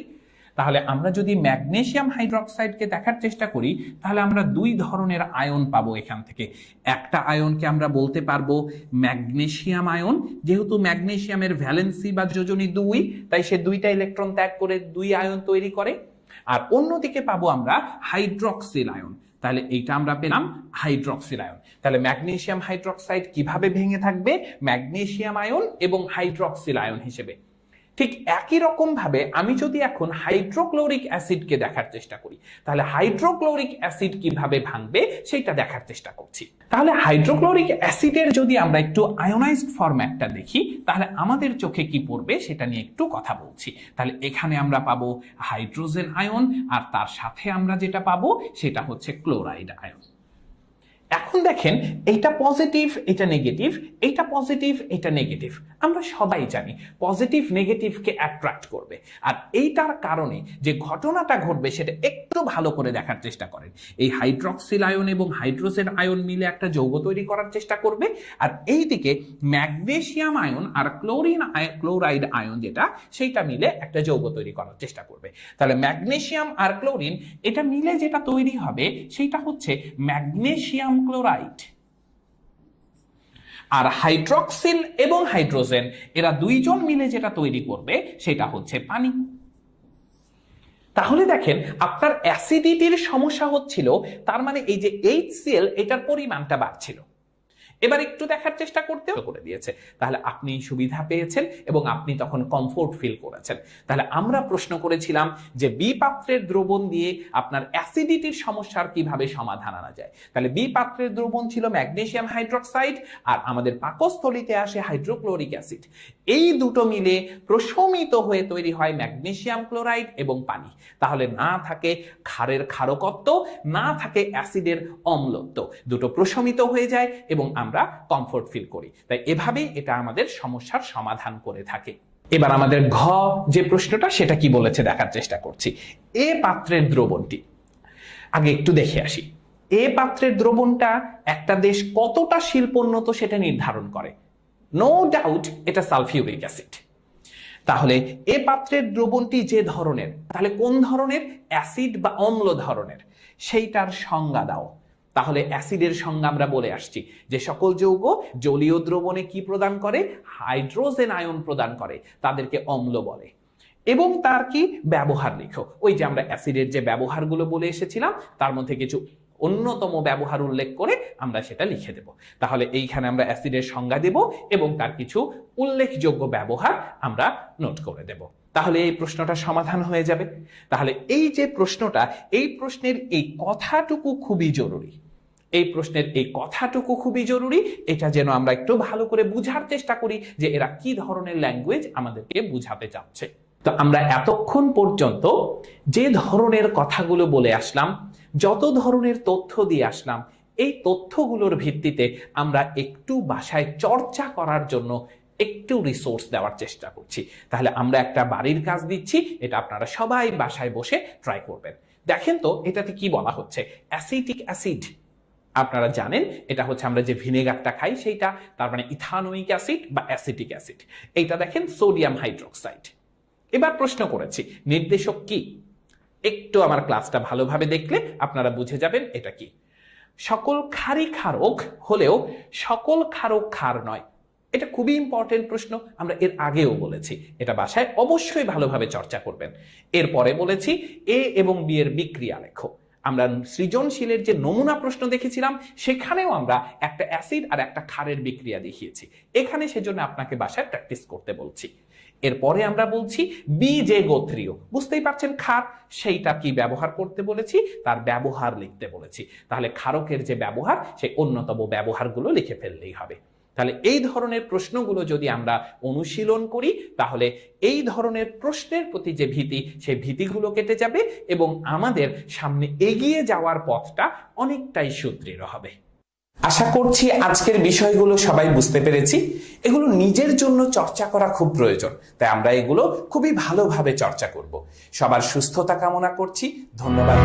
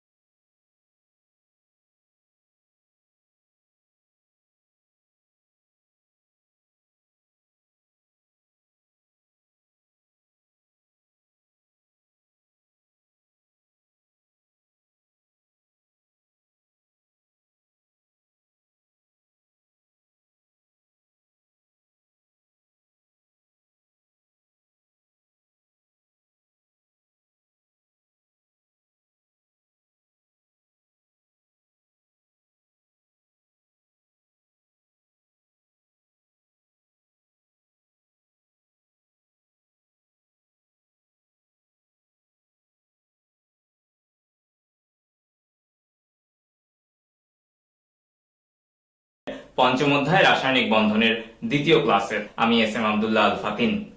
আজকে আমাদের আলোচনার বিষয়বস্তু হচ্ছে তিনটি।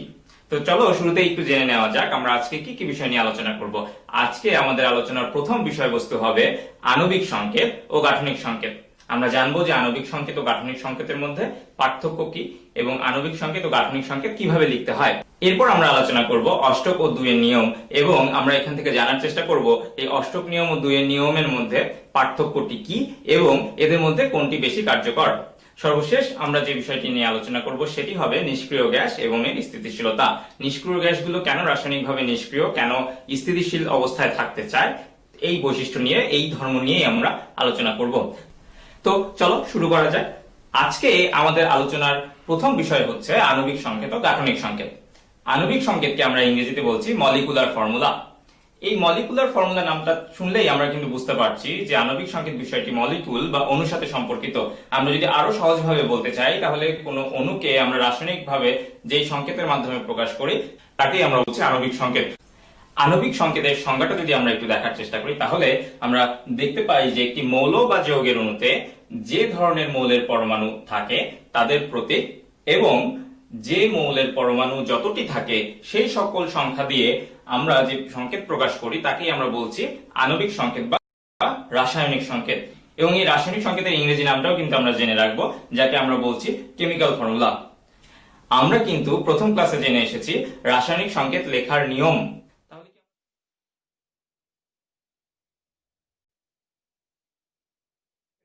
তাহলে আমরা যদি রাসায়নিক সংকেত লিখতে জানি তাহলে কিন্তু আমরা বলতে পারি যে আমাদের আণবিক সংকেতটাও আয়ত্তে চলে আসবে। এবার আমরা একটু প্রথম ক্লাসের পুনরাবৃত্তি করি। দেখো তো তোমাদের মনে আছে কিনা। ধরো আমার কাছে আছে কার্বন, যার যোজনী আমরা জানি 4, এবং আমার কাছে আছে হাইড্রোজেন পরমাণু, যার যোজনী হচ্ছে 1। তাহলে বলো তো এই কার্বন আর হাইড্রোজেন নিজেদের মধ্যে যুক্ত হয়ে যে যৌগ গঠন করবে তার সংকেত কি হবে? তার সংকেত হবে CH4। কিভাবে লিখলাম? আমরা হাইড্রোজেনের যোজনীকে বসাবো কার্বনের পাশে। হাইড্রোজেন যোজনী কত? 1, সেটি আমার লিখার প্রয়োজন নাই। এবং কার্বনের যোজনী 4, সেটিকে আমরা লিখেছি হাইড্রোজেনের পাশে। এই যে আমরা সংকেতটি পেলাম এটিকেই আমরা বলছি রাসায়নিক সংকেত বা আণবিক সংকেত। একইভাবে যদি আমরা আরেকটু উদাহরণ নিয়ে চিন্তা করি, যেমন পানি। আমরা জানি পানির অণুতে একটি অক্সিজেন পরমাণু দুটি হাইড্রোজেন পরমাণুর সাথে যুক্ত থাকে। তাহলে আণবিক সংকেত বা রাসায়নিক সংকেত যেভাবেই বলি না কেন আমরা পানির জন্য যে সংকেতটি পাবো সেটি হচ্ছে H2O। তাহলে আমরা একটু দেখি তো আমরা আণবিক সংকেতে যে সংজ্ঞাটি দেওয়ার চেষ্টা করেছি তার সাথে আমার এই সংকেতটি পুরোপুরি মিলে কিনা। আমরা বলেছি একটি মৌল বা যৌগের অণুতে যে ধরনের মৌলের পরমাণু থাকে তাদের প্রতীক। এর মানে আমরা জানি কি পানির অণুতে কি কি মৌল থাকে? অক্সিজেন এবং হাইড্রোজেন, তাদের প্রতীক আমরা ব্যবহার করেছি। এবং যে মৌলের যতটি পরমাণু থাকে সেই সংখ্যা। তাহলে আমরা একটু আগে কি বললাম যে অক্সিজেনের একটি পরমাণু হাইড্রোজেনের দুইটি পরমাণুর সাথে যুক্ত থাকে। তাহলে আমরা কি জানি? আমরা জানি যে পানির একটি অণুতে একটি অক্সিজেন পরমাণু এবং দুইটি হাইড্রোজেন পরমাণু থাকে। তাহলে আমরা যদি এই সংকেতের দিকে তাকাই তাহলে আমরা বুঝতে পারবো পানি অণু গঠনে অংশগ্রহণকারী দুটি মৌল অক্সিজেন এবং হাইড্রোজেন উভয়ের পরমাণুকে আমরা প্রতীক দ্বারা প্রকাশ করেছি। এবং একই সাথে দুইটি হাইড্রোজেন পরমাণুর জন্য আমরা হাইড্রোজেনের প্রতীকের পাশে 2 এবং একটি অক্সিজেন পরমাণুর জন্য আমরা অক্সিজেনের পাশে 1 লিখার যেহেতু প্রয়োজন নাই সেজন্য লিখি নাই, যার জন্য আমরা সংকেতটি পাই H2O। এভাবে আমরা আণবিক সংকেত বা রাসায়নিক সংকেতের সুস্পষ্ট ধারণা পেতে পারি। আমরা এতক্ষণ জানলাম আণবিক সংকেত নিয়ে। এবার আমরা আলোচনা করব গাঠনিক সংকেত নিয়ে। এবং গাঠনিক সংকেতের ইংরেজি নাম হচ্ছে স্ট্রাকচারাল ফর্মুলা। স্ট্রাকচারাল ফর্মুলা নামটি শুনলেই আমরা বুঝতে পারছি যে এখানে স্ট্রাকচার বা সজ্জা, বিন্যাস বা কাঠামো যাই বলি না কেন সেগুলি নিয়ে আলোচনা হবে। তাহলে আমরা একটু বোঝার চেষ্টা করব যে আণবিক সংকেত আর গাঠনিক সংকেতের মধ্যে পার্থক্যটা কোথায়। আমরা যদি গাঠনিক সংকেতকে সংজ্ঞায়ন করতে চাই তাহলে আমরা এভাবে বলতে পারি, একটি অণুতে মৌলের পরমাণুগুলো যেভাবে সাজানো থাকে প্রতীক ও বন্ধনের মাধ্যমে তা প্রকাশ করাকে আমরা বলছি গাঠনিক সংকেত। একটু খেয়াল করে দেখো তো আণবিক সংকেতের বেলায় আমরা কি বলেছিলাম? আণবিক সংকেতের প্রকাশের মাধ্যম কি ছিল? প্রতীক ও পরমাণুর সংখ্যা। এখানে আমরা বলছি প্রতীক ও বন্ধনের মাধ্যমে প্রকাশ পদ্ধতি হচ্ছে গাঠনিক সংকেত। আচ্ছা, এখন আমরা যদি প্রথম উদাহরণটি দেখি, আমরা সকলেই জানি যে নাইট্রোজেনের একটি পরমাণু 3টি হাইড্রোজেন পরমাণুর সাথে যুক্ত হয়ে অ্যামোনিয়া যৌগটি উৎপন্ন করে। তাহলে আমরা জানি কি যে কোনো একটি মৌলের পরমাণু যতটি হাইড্রোজেন পরমাণুর সাথে যুক্ত হয় ওই সংখ্যাই কিন্তু ওই মৌলের যোজনী। তাহলে এখানে নাইট্রোজেনের যোজনী কত? নাইট্রোজেনের যোজনী হচ্ছে 3। আবার আমরা কিন্তু প্রথম ক্লাসে শিখে এসেছি যোজ্যতা ইলেকট্রন। তাহলে আমরা কি বলতে পারবো যে নাইট্রোজেনের যোজ্যতা ইলেকট্রন কত? আমরা একটু খেয়াল করে দেখবো যে নাইট্রোজেনের পারমাণবিক সংখ্যা হচ্ছে 7। এর মানে এর বাইরের শক্তি স্তরে ইলেকট্রন আছে 5টি। এবং আমরা জানি বাইরের শক্তি স্তরে যে কয়টি ইলেকট্রন থাকে তাই হচ্ছে যোজ্যতা ইলেকট্রন। তাহলে নাইট্রোজেন পরমাণুর বাইরের শক্তি স্তরে যেহেতু 5টি ইলেকট্রন থাকে তাহলে আমরা বলবো নাইট্রোজেনের যোজ্যতা ইলেকট্রন হচ্ছে 5টি। এই যোজ্যতা ইলেকট্রনগুলোকে আমরা এভাবে প্রতীকের মাধ্যমে প্রকাশ করতে পারি যাকে আমরা বলি লুইস প্রতীক। আমরা এই লুইস প্রতীক নিয়ে উচ্চতর ক্লাসে আলোচনা করব। এখন আমরা তাহলে যোজ্যতা ইলেকট্রনে ফিরে আসি। নাইট্রোজেনের যোজ্যতা ইলেকট্রন যেমন 5টি, একইভাবে আমরা বলতে পারি হাইড্রোজেনের বাইরের শক্তি স্তরে যেহেতু একটি করে ইলেকট্রন থাকে, তাই হাইড্রোজেনের জন্য আমার যোজ্যতা ইলেকট্রন হচ্ছে একটি। এবং আমরা কিন্তু গত ক্লাসে এটাও পড়ে এসেছি যে যোজ্যতা ইলেকট্রন গুলোই কিন্তু রাসায়নিক বন্ধনে অংশ নেয়। তো আমরা যেহেতু বললাম যে যোজ্যতা ইলেকট্রন গুলোই রাসায়নিক বন্ধনে অংশ নেয়, তাহলে এই উদাহরণে আমরা যেটা দেখব, নাইট্রোজেনের একটি ইলেকট্রন হাইড্রোজেনের একটি করে ইলেকট্রন শেয়ার করে নিজেদের মধ্যে বন্ধন গঠন করে, এবং এই বন্ধনকে আমরা একটি রেখার দ্বারা প্রকাশ করি। যেমন এই রেখাকে আমরা বলি বন্ধন বা হাত। তাহলে এখানে নাইট্রোজেন হাইড্রোজেন বন্ধন কয়টি? 3টি। এই বন্ধনগুলোকে আমরা বলি সমযোজী বন্ধন, যা নিয়ে আমরা এই অধ্যায়ের পরবর্তী অংশে আলোচনা করব। এখন তাহলে আমরা দেখতে পাচ্ছি যে নাইট্রোজেনের 5টি যোজ্যতা ইলেকট্রনের মধ্যে 3টি যোজ্যতা ইলেকট্রন বন্ধন গঠনে অংশ নিয়েছে, বাকি 2টি কোনো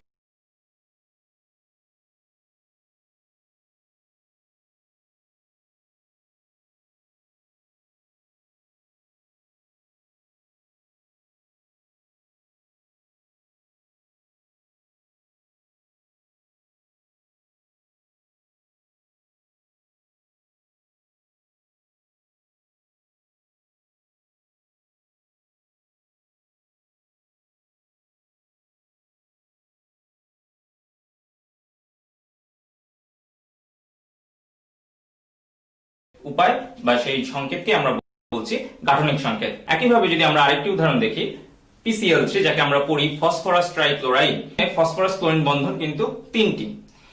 আবার আমরা যদি PCl5 যাকে আমরা বলছি ফসফরাস পেন্টাক্লোরাইড, এই ফসফরাস পেন্টাক্লোরাইডে আমরা দেখতে পাচ্ছি ফসফরাস এবং ক্লোরিনের বন্ধন কিন্তু 5টি। আচ্ছা, আমরা কি গত ক্লাসে এমনটি বলে এসেছিলাম যে একটি মৌলের পরমাণু যতটি ক্লোরিন পরমাণুর সাথে যুক্ত হয় ওই সংখ্যাই ওই মৌলের যোজনী নির্দেশ করে? তাহলে আমরা কি বলতে পারি ফসফরাস ট্রাইক্লোরাইড যৌগে একটি ফসফরাস পরমাণু 3টি ক্লোরিন পরমাণুর সাথে যুক্ত হয়, ফসফরাসের যোজনী 3। আমরা কি পরের উদাহরণটিতে বলতে পারি ফসফরাসের একটি পরমাণু 5টি ক্লোরিন পরমাণুর সাথে যুক্ত হয়, ফসফরাসের যোজনী 5? তাহলে কি আমরা দেখতে পাচ্ছি ফসফরাসের যোজনী 3 এবং 5? আচ্ছা, আমরা কি গত ক্লাসে পড়ে এসেছি যে কিছু কিছু মৌলের একাধিক যোজনী থাকে? তাহলে কি আমরা বলতে পারি ফসফরাস কিন্তু ওই সকল মৌলের নিদর্শন যারা একাধিক যোজ্যতা প্রদর্শন করে? একই সাথে আমরা জানলাম ফসফরাসের যোজনী 3 এমন একটি যৌগ ফসফরাস ট্রাইক্লোরাইডের গাঠনিক সংকেত, এবং ফসফরাস পেন্টাক্লোরাইড যে যৌগে ফসফরাসের যোজনী 5, একই সাথে আমরা তার গাঠনিক সংকেত জানলাম। এভাবে আমরা প্রতিটি বিষয়ে যদি একটি আরেকটির সাথে সম্পর্ক যুক্ত করে পড়তে পারি, তাহলে কিন্তু আর আমাদের মুখস্থ করতে হবে না, এবং আমরা খুব সহজেই এই বিষয়গুলো আয়ত্ত করতে পারবো। এবার আমরা আলোচনা করব অষ্টক ও দুইয়ের নিয়ম নিয়ে। অষ্টক নিয়মকে আমরা ইংরেজিতে জানি অক্টেট রুলস নামে, এবং দুইয়ের নিয়মকে আমরা বলি ডুয়েট রুলস। তো এই দুটোর মধ্যে প্রথমে আমরা আলোচনা করব হচ্ছে অষ্টক নিয়ম। তো অষ্টক নিয়ম কি আমরা একটু দেখার চেষ্টা করি। অষ্টক নিয়ম হচ্ছে অণু গঠনকালে কোনো মৌল ইলেকট্রন গ্রহণ, বর্জন বা ভাগাভাগির মাধ্যমে তার সর্বশেষ শক্তি স্তরে 8টি করে ইলেকট্রন ধারণের মাধ্যমে নিষ্ক্রিয় গ্যাসীয় ইলেকট্রন বিন্যাস লাভ করে। একেই আমরা বলছি অষ্টক নিয়ম। তো আমরা কি জানি, মিথেনের একটি অণুতে একটি কার্বন পরমাণু 4টি হাইড্রোজেন পরমাণুর সাথে যুক্ত হয়। আমরা এখানে দেখতে পাচ্ছি যে একটি কার্বন পরমাণুকে ঘিরে তার চারপাশে 4টি হাইড্রোজেন পরমাণু আছে। কার্বন পরমাণুর বাইরে শক্তি স্তরে ইলেকট্রন আছে 4টি, এবং প্রতিটি হাইড্রোজেন পরমাণুর বাইরে শক্তি স্তরে ইলেকট্রন আছে 1টি করে। এর মানে কার্বনের যোজ্যতা ইলেকট্রন 4টি। এই কার্বনের যোজ্যতা ইলেকট্রন 4টিকে আমরা কার্বন পরমাণুর চারপাশে এভাবে দেখালাম, এবং কার্বন পরমাণুকে ঘিরে আমরা যে 4টি হাইড্রোজেন পরমাণু দেখছি তাদের যোজ্যতা ইলেকট্রন 1টি। সেই যোজ্যতা ইলেকট্রনকেও কিন্তু আমরা হাইড্রোজেনের পাশে একটি ডট দিয়ে প্রকাশ করেছি। এখন এই কার্বনের বাইরে শক্তি স্তরের যে 4টি যোজ্যতা ইলেকট্রন, এই ইলেকট্রনগুলো হাইড্রোজেনের একটি করে ইলেকট্রন শেয়ার করে। কার্বনের ইলেকট্রন হাইড্রোজেন ইলেকট্রনের মধ্যে এভাবে শেয়ার হয়ে তারা বন্ধন গঠন করে। আমরা আগেই পড়েছি যে এই যে রেখাগুলো, এই রেখাগুলোকে আমরা বলি বন্ধন বা সমযোজী বন্ধন। তাহলে তোমরা কি দেখতে পাচ্ছ আমরা কিন্তু মিথেন অণুর গাঠনিক সংকেত পেয়ে গেলাম। তাহলে এবার একটু বুদ্ধি করে বলো তো, এই বন্ধনগুলোতে কতটি করে ইলেকট্রন আছে? আমরা বলতে পারি এই বন্ধনগুলোতে ইলেকট্রন আছে 2টি করে। তাহলে আমরা এখন কি বলতে পারি কার্বনের বাইরে শক্তি স্তরে কয়টি ইলেকট্রন আছে? কারণ আমরা দেখতে পাচ্ছি প্রতিটি কার্বন হাইড্রোজেন বন্ধনে ইলেকট্রন আছে 2টি করে, এবং এখানে কার্বন হাইড্রোজেন বন্ধন কয়টি? 4টি। 4 দুগুণ 8। তাহলে আমি বলতে পারি কার্বন পরমাণুর বাইরে শক্তি স্তরে সর্বমোট 8টি ইলেকট্রন আছে, কারণ এই ইলেকট্রনগুলো কিন্তু শেয়ার হয়েছে। এবার আমরা জানবো দুইয়ের নিয়ম সম্বন্ধে। দুইয়ের নিয়মকে আমরা ইংরেজিতে বলি ডুয়েট রুলস। এখন এই দুইয়ের নিয়ম আমরা কেন জানবো? বিজ্ঞানীরা গবেষণা করে এই দুইয়ের নিয়ম বের করেন, এবং তারা একই সাথে অষ্টক নিয়মের কিছু সীমাবদ্ধতা বা ভুল ত্রুটি উপস্থাপন করেন, এবং আমরা দেখতে পাই যে অষ্টক নিয়মের চাইতে দুইয়ের নিয়ম অধিকতর উপযোগী এবং কার্যকর। এখন আমরা যদি একটু 2 এর নিয়মটা কি জানার চেষ্টা করি, তাহলে আমরা দেখতে পাই অণু গঠনে কোনো পরমাণুর সর্বশেষ শক্তি স্তরে এক বা একাধিক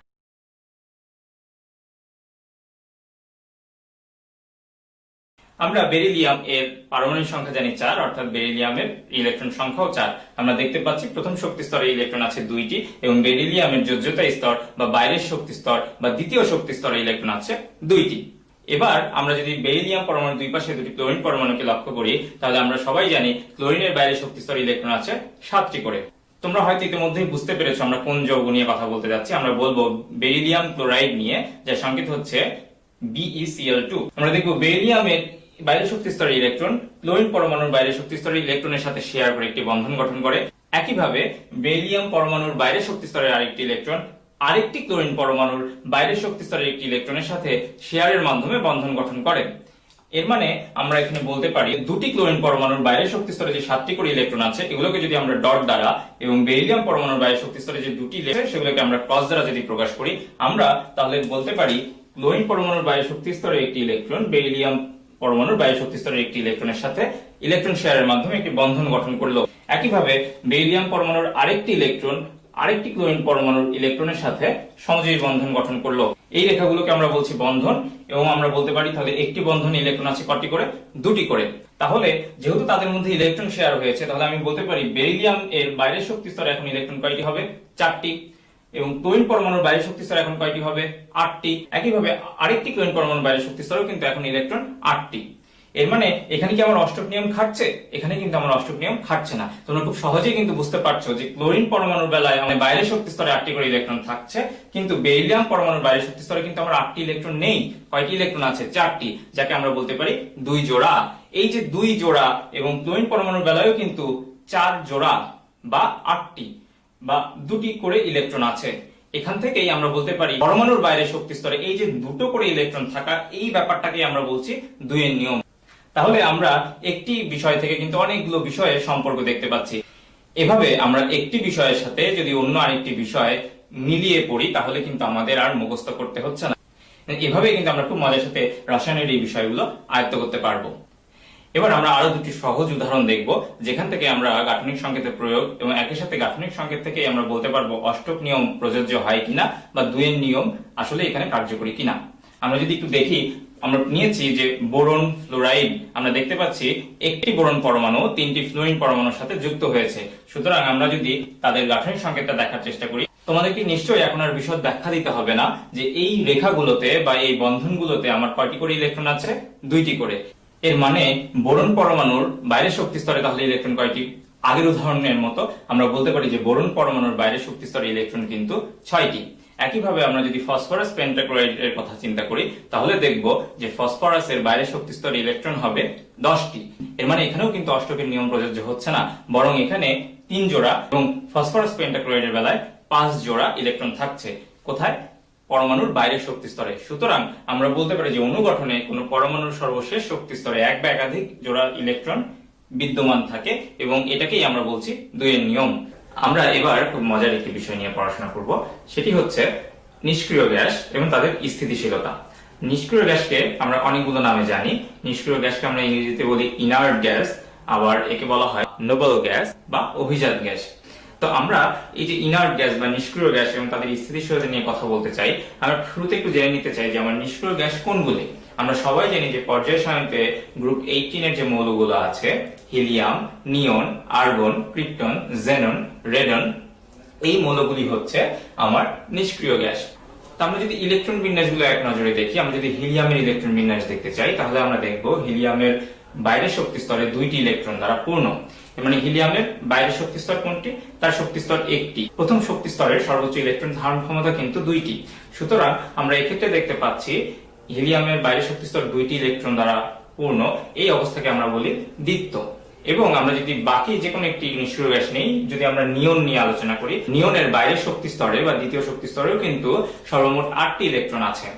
তাহলে আমরা দেখতে পাচ্ছি যে নিয়ন, আর্গন, ক্রিপ্টন, জেনন, রেডন এগুলোর ইলেকট্রন বিন্যাস যদি আমরা পর্যায়ক্রমে পর্যালোচনা করি তাহলে দেখব প্রত্যেকের সর্বশেষ শক্তি স্তরে কিন্তু 8টি করে ইলেকট্রন আছে, যেটি দেখতে অনেকটি এরকম ns2 np6।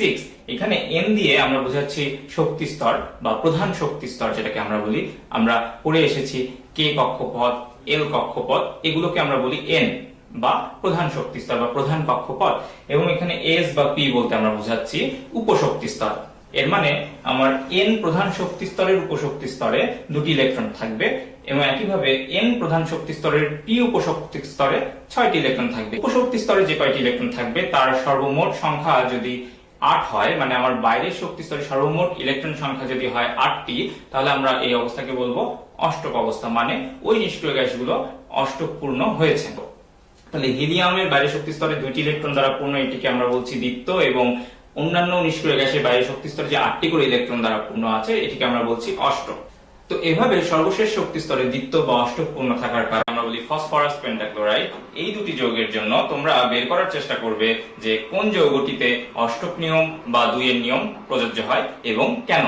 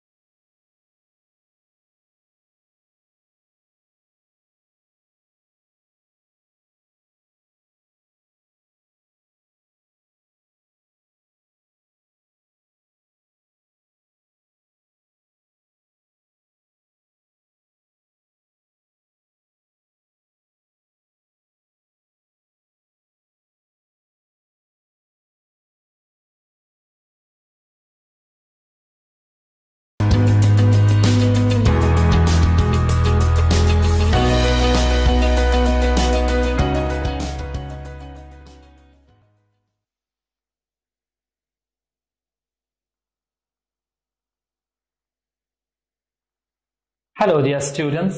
How are you? I hope you all are having sound health and mind. Welcome back to English class.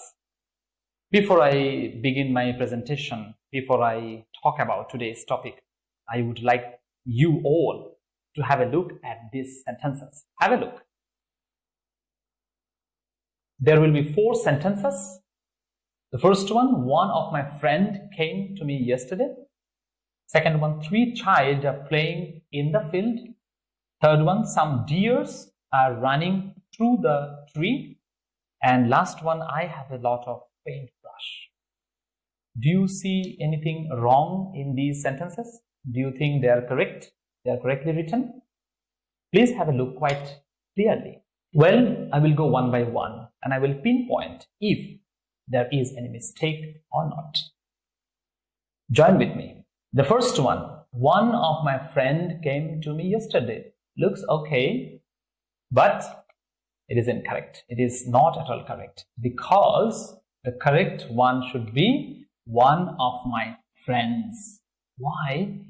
Because when you say one of means out of many things, out of couple of things, out of a plural content, you are finding only one. So the verb might be singular with the subject, but when you have one of my, one of the, you must use plural sense. This is a very common mistake our students make a lot of in their everyday writings. The second one, 3 child, easy one. 3 means plural, so you cannot write child. Therefore, it is incorrect. Correct one should be 3 children. Thank you. Third one, some deers are running through the tree. There are in fact 2 mistakes in the sentence, and that is why it is absolutely incorrect. First one, after some is plural, but the word deer, it's an animal, you know, the word deer has singular and plural form same. Deer, deer. We cannot say deers. So some deer are running through the trees because it is running through. Through means inside. So you cannot run inside one tree. There should be many trees. That is why it has to be plural number. Now the sentence looks okay. And the last one, I have a lot of paintbrush. Lot of. The word lot of identifies. The word lot of denotes plural sense, and therefore it is incorrect if you write paintbrush. So the correct answer should be I have a lot of paintbrushes. Now, as you look at these sentences, you find that these are very serious mistakes, and those sentences are not at all grammatically correct if you make these mistakes. Now, why we are discussing this? Because when we will be writing academic writing, our writing has to be perfect. And therefore, today we will be discussing this particular issue, known as number. In grammar, number is in the segment of noun, which is very important because a lot of students make some common mistakes with these issues. Today, we will not only be learning the uses of singular and plural numbers in sentences, but also we will learn different rules of making from singular to plural. Let us start. But before I do that, I think I should make a briefing on what we mean by number and what are the kinds.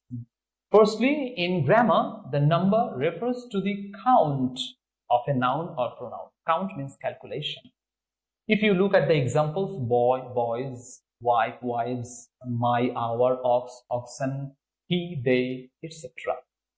So, by looking at these examples, we can say that there are 2 types of numbers. The first one is singular number and the second one is plural number. Singular number, it refers to the count of only one, single, only one noun or pronoun. Examples maybe pen, table, aunt, father, goose, etc. And plural, definitely more than one. So, it refers to the count of more than one of a noun or pronoun. Examples, pens, tables, aunts, fathers, geese, etc. Now, we will have a look at the rules of making plural numbers from singular numbers. There are so many rules, but today we will be discussing some very common and useful rules. Let us start. Rules of number change. The first one is, in general, S is used at the end of a singular noun to make it plural. This is the most common one. We add just S to make a singular noun a plural one. Let's have a look at some examples. Apple, apples, bee, bees, crow, crows, door, doors, egg, eggs, farmer, farmers, girl, girls, house, houses. So, see, every time we added S to make singular a plural noun. See, I wrote it in short. Sing means singular, blue means plural. I hope you understand them. Moving on, rule number 2. We add ES to nouns that end in S, SS, SH, X, Z, CH, which is pronounced like Ch, Bangla Cha, but add S or CH when it sounds like K, or Bangla Ka. Let us have a look at the example from singular to plural. I have already done some, but I want you to the rest ones, okay? Bus, buses, gas, gases, S, asses, class, classes, match, C at the end, it is CH, but it is pronounced like Ch. So, it has to be ES because it says When ch is pronounced cha, then we add es. Therefore, match should be matches and branch should be branches. But exception is we add s when the ch1 at the end of a word if the ch is pronounced like k. This one, monarch, monarchs.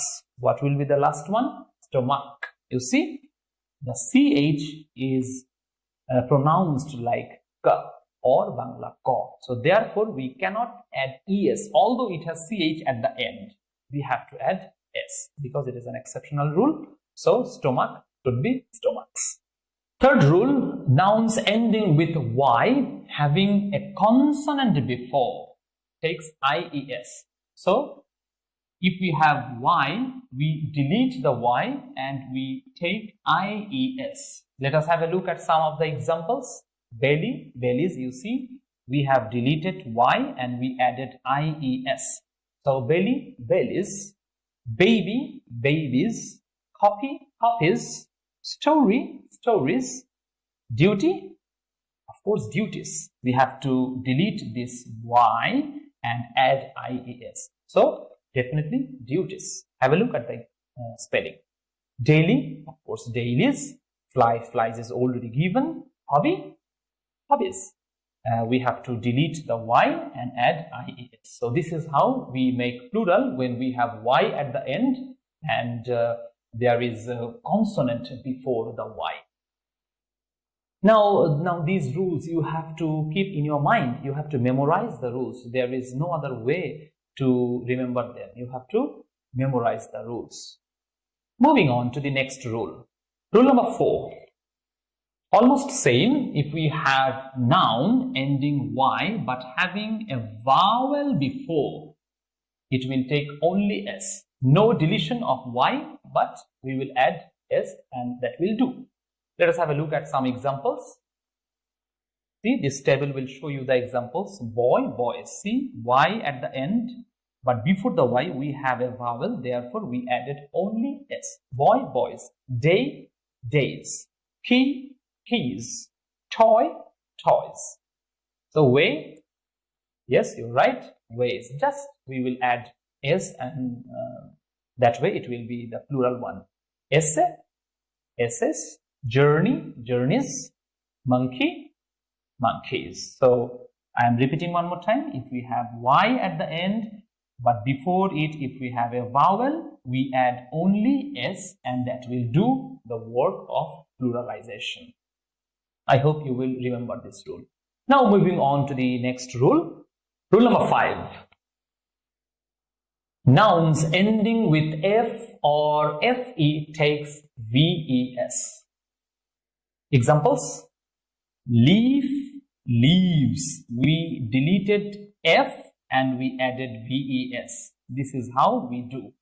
We delete f or fe and we add ves. Half, halves. Calf, calves. Life, lives. Loaf, loaves. Right. See, we deleted this f and we added ves. Loaf of bread, loaves of bread. F, ifs. What we mean by f? F is a kind of supernatural creature. Usually they are found in stories, in fables. It's a very special creature, like very special ears, a very special look, short in size, and sometimes apes have some magical powers. They are found in so many stories of children. A wolf, wolves, and lastly, knife, knives. Don't play with knife. It's dangerous. So, fe, we deleted fe and we added ves. So, this is how we do pluralization when we have f or fe at the end of a noun. Moving on to the next rule. Rule number 6. Nouns ending with f or fe may take only s in some cases. So these are the exceptional rules which you have to memorize. Now let us have a look at the examples. Chief, chiefs. Hoof, hoofs. Horses have hoofs, you know, the very hard part at the bottom of their leg. Proof, proofs. Cliff, Cliff is found in the mountains, the very end part of the mountain, which faces the sea. So the plural of cliff should be cliffs, only S. Roof, roofs. Belief, beliefs. So these are the special rules of F or FE when they take only S. Please memorize them, and when you write these words as a plural form, be careful, don't add VES. Now moving on to the next rule. Rule number 7. Nouns ending with O but consonant before take ES, but there are some exceptions too. Remember these exceptions, okay? Not always if you find a consonant before O, don't add ES all the time. Examples: mango, mangoes, cargo, cargoes, echo, echoes, potato. At the end we have O, so we have to add ES, so the plural should be potatoes. But piano and photo, these are the exceptions. That is why I gave a star mark, asterisk mark. Piano should be pianos, only S, and photo should also be photos with only S. So these are the two exceptions. Please remember them. And when you write the plural form of piano and photo, be very careful. I hope you remember them and you use them in your everyday life. Now moving on to the next rule. Rule number 8. Nouns ending with O but vowel before. Vowel before take only S. Let us have a look at some examples. Studio, studios, zoo, zoos, radio, radios, bamboo. See, there is a vowel before. Bamboo. Definitely it should be bamboos. Only S. Bamboos. Kangaroo. At the end O, but before vowel. So it has to be only S. Kangaroos. And lastly, cuckoo. Cuckoos. Don't say cuckoo. It is cuckoo. It's a bird. It's a very sweet singing bird. I hope you know the bird and you heard the beautiful singing of the bird in spring. Now moving on to the next rule. Rule number 9. Changing the letter of the word. Foot, fit. See, we have changed these two letters. Foot became fit, not foots. Man, men, not mans. Woman became women. The pronunciation is women. Don't say woman. It is women when it is in plural form. Mouse, not mouses. Mouse is mice.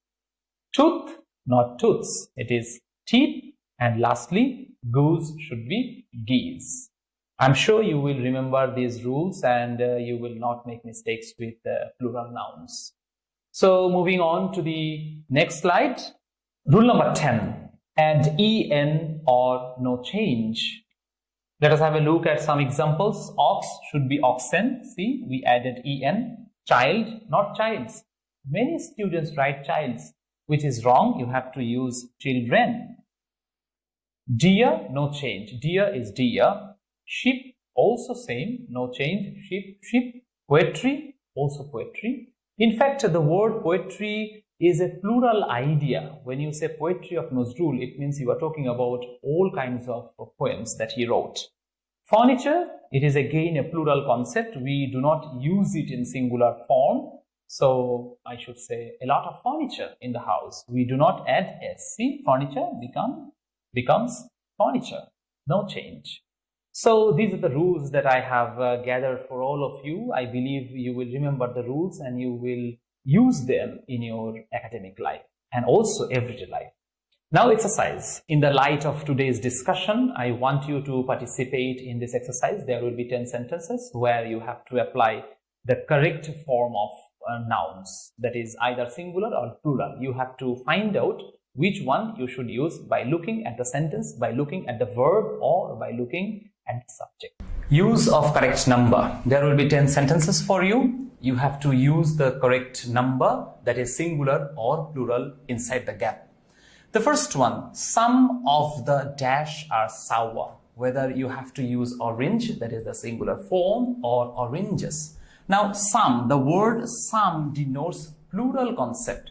So after some, you have to use a plural noun. Some of the oranges should be right answer. This one is absolutely wrong answer.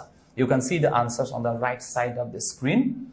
So please remember, if you have of the phrase, then you should use plural. It can be some of the, it can be one of the, it can be few of the, it can be many of the, etc., etc.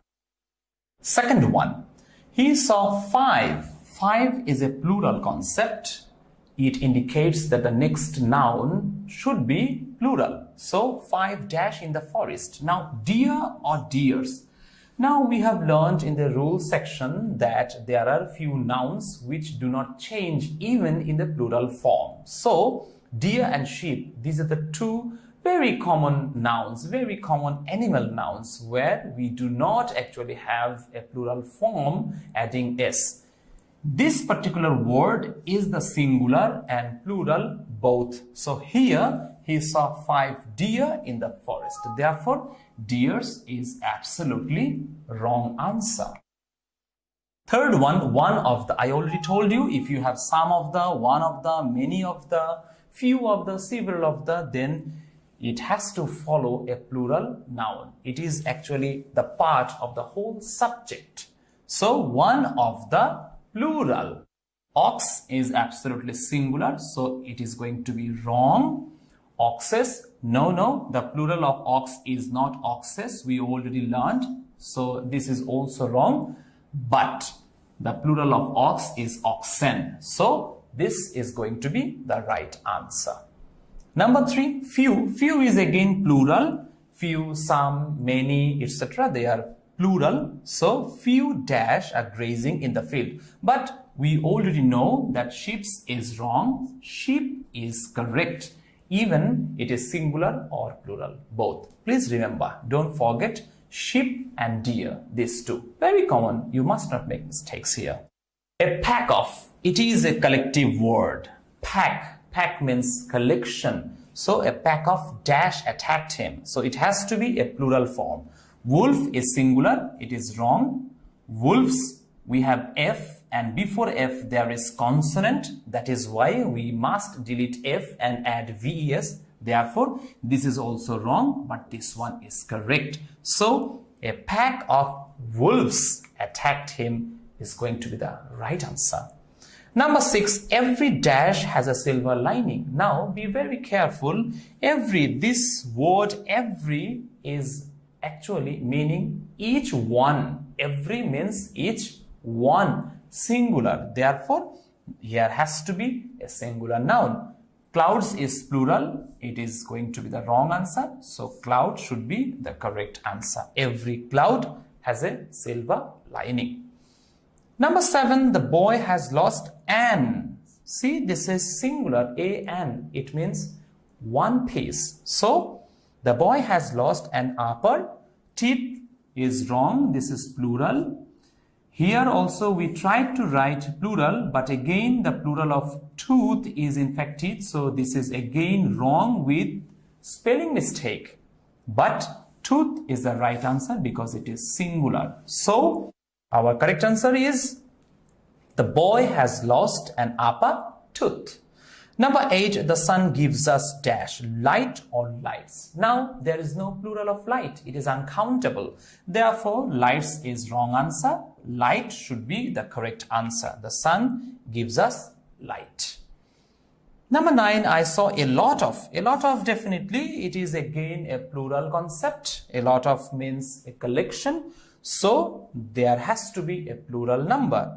I saw a lot of dash of your childhood. Photos. Here plural, but this one is spelling mistake. This is wrong because we came to know about a very special rule of O at the end. This one is an exceptional one. So, photo should be photos. This is the right one. Remember, piano, pianos, photos. So here, although it has O at the end, but consonant before, but it will take only S as a plural number. So this particular spelling is the correct one. Now last one, what are your dash? What are? It means plural. So hobby, singular, absolutely wrong. Hobbies, spelling mistake because we have Y at the end and consonant before. So we have to delete Y and add IES. Therefore, this one is the correct answer. So our answer is, what are your hobbies? I'm sure you have got a very good idea about the uses of correct numbers. So from now on, no mistake. Before I conclude my today's class, there will be homework. Your homework should be using correct number. I'm giving you 10 sentences where you have to use the correct numbers. You see, the nouns are in bracket: child, blouse, watch, furniture, hero, life, goose, branch, woman, poetry. Now, by looking at the sentences, you have to find out whether you use singular or plural form. I wish you good luck with the homework. So that's all for today's class. I'm sure you have had a very good idea on the rules of making singular and plural noun. And from now on, there will be no mistakes. Thank you. Wish you good luck. Have a nice day.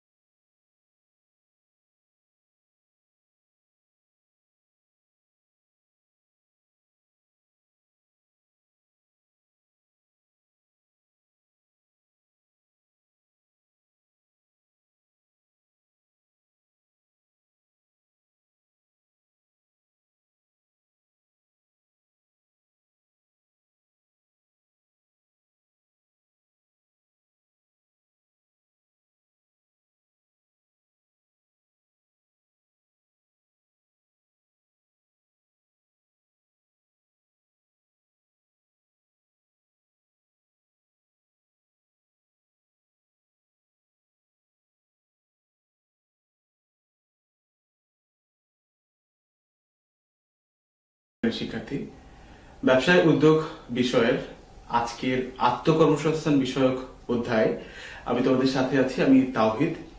আজকে ক্লাসে মূলত আমরা পড়ব আত্মকর্মসংস্থানের ধারণা, আত্মকর্মসংস্থানের গুরুত্ব, আত্মকর্মসংস্থান ও উদ্যোগের মধ্যে সম্পর্ক বা পার্থক্যটা কোথায়, এবং বাংলাদেশের আর্থসামাজিক প্রেক্ষাপটে আত্মকর্মসংস্থানের ক্ষেত্রে উপযুক্ত বা বিবেচ্য বিষয়সমূহ বা ক্ষেত্রসমূহ নিয়ে আলোচনা করব।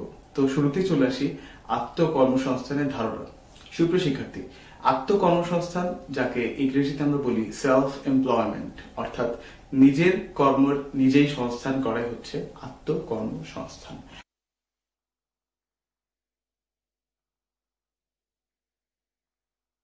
আমরা জানি মানুষ জীবিকা নির্বাহে বা জীবিকা নির্বাহের জন্য কেউ চাকরি করে, কেউ ব্যবসা বাণিজ্য করে, কেউ বা নতুন কিছু করার উদ্যোগ নিয়ে বা উদ্যম নিয়ে কোনো কিছু শুরু করে। এটাই হচ্ছে আত্মকর্মসংস্থান। সুপ্রিয় শিক্ষার্থী, তোমরা এই আজকের লেকচারের শুরুতে কিছু গুরুত্বপূর্ণ ডেটা বা তথ্য উপাত্ত পাবে, যেখানে তোমরা দেখবে বাংলাদেশে প্রায় 26 লক্ষ বেকার যুবক যুবতী রয়েছে যারা কাজের অপেক্ষায় আছে। প্রতি বছর এভাবে হাজারো বা লাখো মানুষ কর্মবাজারে বা কাজের এই বাজারে ভিড় জমায় কাজের জন্য। এর মধ্যে কেউ আছে শিক্ষিত, কেউ উচ্চশিক্ষিত, কেউ অর্ধশিক্ষিত, কেউ অশিক্ষিত, কেউ প্রশিক্ষিত, কেউ প্রশিক্ষিত নয়, এমন অনেক মানুষ, বিভিন্ন মিশ্র ধরনের মানুষ, তারা কাজের খোঁজে কাজের বাজারে আসে। কিন্তু প্রতি বছর এই পরিমাণ বা এই বিপুল জনগোষ্ঠীকে কাজ দেওয়ার মতো এত কাজ বা বাংলাদেশের মতো উন্নয়নশীল দেশে প্রতি বছর সৃষ্টি হয় না বা সুযোগ সৃষ্টি করা সম্ভব হয় না। তখন এই মানুষগুলো, কর্মহীন মানুষগুলোর নিজের কাজ নিজে করার এই ক্ষমতা বা এই যে উৎসাহ, এটাই হচ্ছে আত্মকর্মসংস্থান। আর এই বিপুল জনগোষ্ঠীর মধ্যে বেকারত্ব দূর করতে আত্মকর্মসংস্থানের গুরুত্ব অনেক বেশি গুরুত্বপূর্ণ বা আত্মকর্মসংস্থানের গুরুত্ব আসলেই অপরিসীম। সুপ্রিয় শিক্ষার্থী, আমরা আত্মকর্মসংস্থান এবং উদ্যোগের ব্যাপারটা নিয়ে অনেক সময় কনফিউশনে পড়ি যে উদ্যোগ বলতে কি বোঝায় বা আত্মকর্মসংস্থান আর উদ্যোগ কি একই ব্যাপার কি না। উত্তর হচ্ছে, আত্মকর্মসংস্থান মানে নিজের জীবিকা নিজে নির্বাহের জন্য নিজেকে নিজে কাজ প্রদান করা, এটাই তো আত্মকর্মসংস্থান। যেমন হচ্ছে কেউ মাছ চাষ শুরু করলো ছোট পরিসরে, কেউ হাঁস মুরগির পালন শুরু করলো, কেউ গরু পালন শুরু করলো, অথবা কেউ কোনো ইলেকট্রনিক সামগ্রীর ছোট একটা দোকান দিয়ে ব্যবসা শুরু করলো। অর্থাৎ নিজের থেকে কিছু করা, এটাই হচ্ছে আত্মকর্মসংস্থান। কিন্তু এই ছোট উদ্যোগটাই যখন অনেক বড় আকারে ধারণ করে, যখন শুধুমাত্র নিজের জীবিকা নির্বাহের জন্য শুরু করা ছোট্ট কোনো প্রতিষ্ঠান বা ছোট্ট কোনো উদ্যোগেই অনেক মানুষের কাজের সুযোগ সুবিধা সৃষ্টি করে দেয়, তখনই তাকে আমরা উদ্যোগ বলি বা সফল উদ্যোক্তা বলি। তাহলে লক্ষ্য করো, আত্মকর্মসংস্থান আর উদ্যোগের মধ্যে সম্পর্ক হচ্ছে সফল আত্মকর্মসংস্থানের মাধ্যমেই সফল উদ্যোক্তা হওয়া সম্ভব। তার মানে সকল সফল উদ্যোক্তাই কিন্তু আত্মকর্মসংস্থানের মাধ্যমেই এসেছে, কিন্তু সকল আত্মকর্মসংস্থান মানে কিন্তু সকল উদ্যোগ না বা সফল উদ্যোগ নয়। আশা করি তোমরা আত্মকর্মসংস্থান এবং উদ্যোগ বা উদ্যোক্তাদের মধ্যে মূল সম্পর্ক বা পার্থক্যের ব্যাপারটা বুঝতে পেরেছো।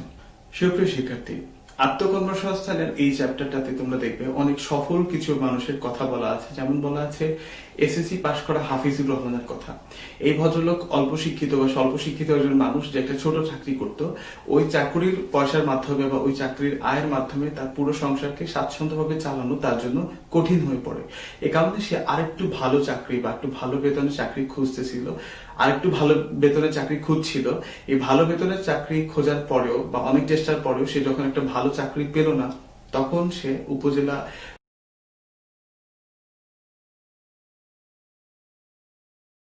কৃষি অফিসার বা কৃষি কর্মকর্তার তারপর সে আরো বেশি প্রশিক্ষণ নিল, সবজি চাষ সম্পর্কে আরো বেশি জানলো। এখন দেখো এই শুধুমাত্র একটা সবজি অর্থাৎ করলা চাষের মাধ্যমে সে আজ স্বাবলম্বী। সে আজ তার পরিবারকে সাপোর্ট দিতে পারছে, পরিবারের সুযোগ সুবিধা বেশি ভালো করে আরো দেখতে পাচ্ছে, স্বাচ্ছন্দ্যে জীবনযাপন করতে পারছে, যেটা নাকি সে একটা ছোট চাকরি করে আগে পারতো না। আরো ভালো চাকরির জন্য সে অনেক চেষ্টা করেও কিন্তু চাকরি পায়নি। তাহলে এখানে এই হাফিজুর রহমানের সফল উদ্যোগের মধ্যে আমরা কয়েকটা ব্যাপার কিন্তু খুব ভালোভাবে বুঝতে পারি। তা হচ্ছে একটা হচ্ছে বার্নিং ডিজায়ার, যেটাকে আমরা বলি, বা অনেক বেশি চাওয়া, যেটা আমাকে করতেই হবে, আমাকে পারতেই হবে, আমি পারবো। এই যে নিজের উপর বিশ্বাস, আত্মবিশ্বাসটা অনেক বেশি গুরুত্বপূর্ণ আত্মকর্মসংস্থান সৃষ্টির জন্য। আগে নিজেকে বিশ্বাস করতে হবে যে হ্যাঁ, আমি এটা শুরু করে আমি এটা করতে পারবো। এই বিশ্বাস রেখে তারপরে বাজার সম্পর্কে ধারণা নিয়ে যে আমি কি এমন একটা জিনিস শুরু করব বা এমন একটা জিনিস উৎপাদন শুরু করব যেটা মানুষ কিনবে বা যেটা মানুষের প্রয়োজন। এখন দেখো, সবজি কিন্তু সবাই নিত্য নৈমিত্তিক বাজার বা দৈনন্দিন বাজারের একটা উপাদান। মানুষ কিনে এই সবজি, সবাই সবজি কিনে খায়।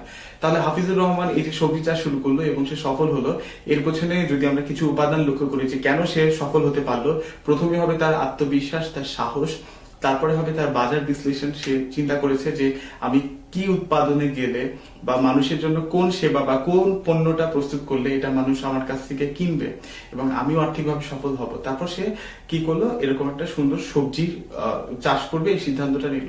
তারপর হচ্ছে প্রশিক্ষণ। লক্ষ্য করো, প্রশিক্ষণ ছাড়া কিন্তু কেউ সফল হতে পারে না। আমরা আজকের ক্লাসের শেষে গিয়ে আত্মকর্মসংস্থানের জন্য প্রশিক্ষণের গুরুত্ব নিয়ে বিস্তারিত আলোচনা করব। তাহলে চলো পরের টপিকে যাওয়া যাক। সুপ্রিয় শিক্ষার্থী, আমরা ইতিমধ্যে আত্মকর্মসংস্থান ও উদ্যোগের মধ্যে সম্পর্ক এবং সূক্ষ্ম যে পার্থক্যটা আছে এটা নিয়ে আলোচনা করেছি।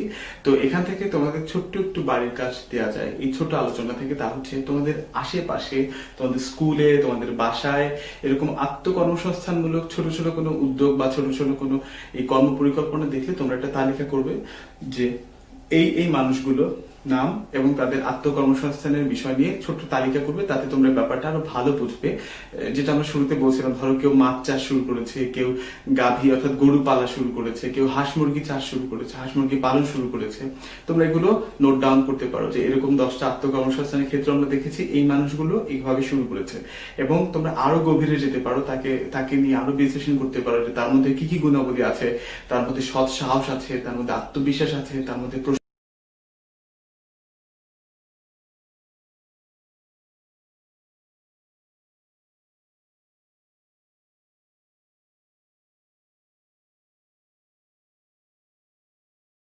কেন আত্মকর্মসংস্থান অনেক বেশি। To learn more about the very interesting historical place.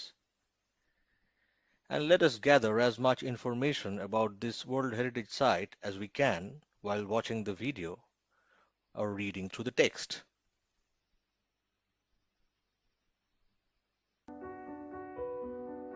World Heritage, the Somapura Mahavihara. Paharpur is an important archaeological site situated in a village named Paharpur in Naugaon district of northern Bangladesh. Naugaon is mainly plain land, but in the middle of it stood a hill covered with jungle. When the jungle was cleared and the hill excavated, there emerged a lofty ruin of an ancient temple. The temple is about 24 meters high from the surrounding level. Pahar means hill, hence the name Paharpur.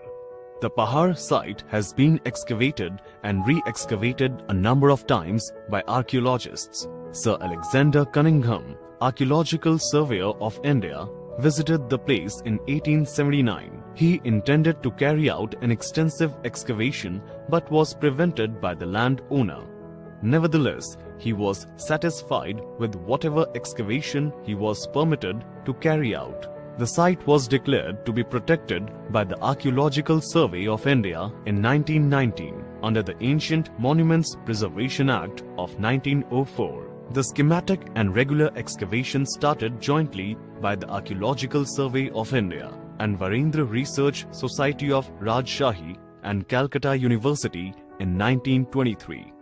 They excavated the southwest corner of the monastery. In 1925-26, historian and archaeologist R.D. Banerjee excavated the northern part of the central mound. From 1926-27 onward, excavation was carried out under the supervision of K.N. Dikshit. The Department of Archaeology of Bangladesh brought the site under further excavation after independence. The operations took place in two phases. The first phase was initiated in 1981-82 and continued till 1984-1985. The second phase was started in 1988-89 and continued till 1990-91. Pre-liberation expeditions have revealed the architecture of a vast Buddhist monastery, the Somapura Mahavihara. It is dominated by the central shrine, attracting immediate attention by its lofty height and unusual architectural design.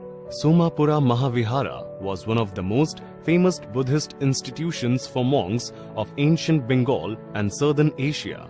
The excavated complex at Paharpur has been identified as Somapura Mahavihara, built by the second Pala king Dharmapala 781 to 821 AD. Some clay seals from the ruins bear the inscription Shri Somapure Shri Dharmapaladeva Mahavihariyarya Bhikshu Sanghasya. The Pala rulers were devout Buddhists and they found a number of monasteries throughout their growing empire. Some of them became great centers of learning and their reputation quickly spread throughout Asia. Somapura Mahavihara's close relationship with the ruling dynasty implied that it shared the political ups and downs of its benefactors. Hope you all enjoyed the description of this amazing archaeological site. After the class, surely revise the text to make sure you understand and remember all the information shared. Now, let's do a very interesting exercise. Did you find any new word in the text? Let's see if you can match the words in set A with the meanings in set B, using your understanding of the text, of course. The set A words are devout, systematic, archaeological, lofty, excavate, debris, and extensive. In the set B, the meaning side, you'd see all the meanings jumbled up. You can rearrange the words in a tabular format and then match the meanings, putting them beside the right words. Something like this.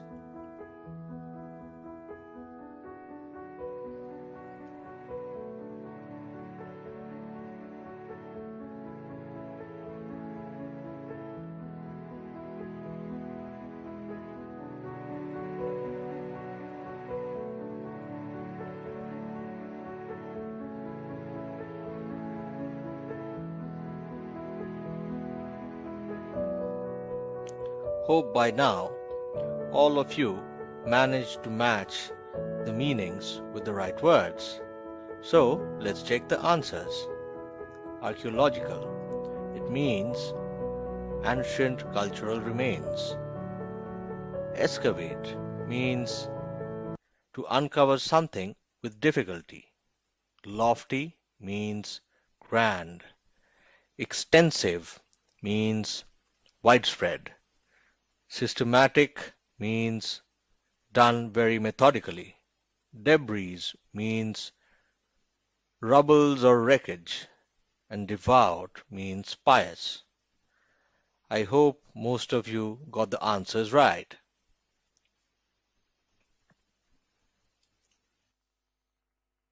Now, let us test our understanding of the text with the help of some multiple choice questions.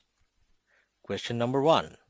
Fill in the blanks. Paharpur is a option A, typical Bangladeshi village.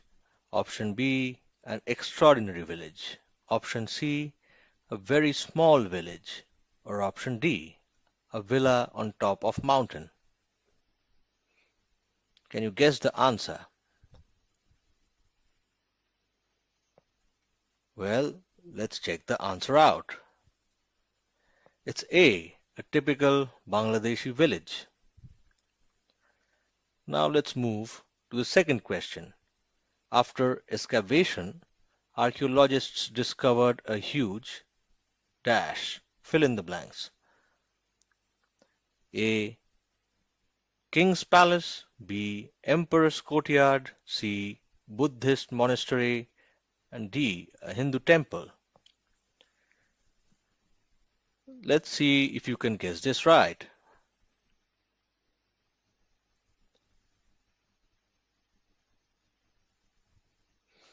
Well, let's check the answer now.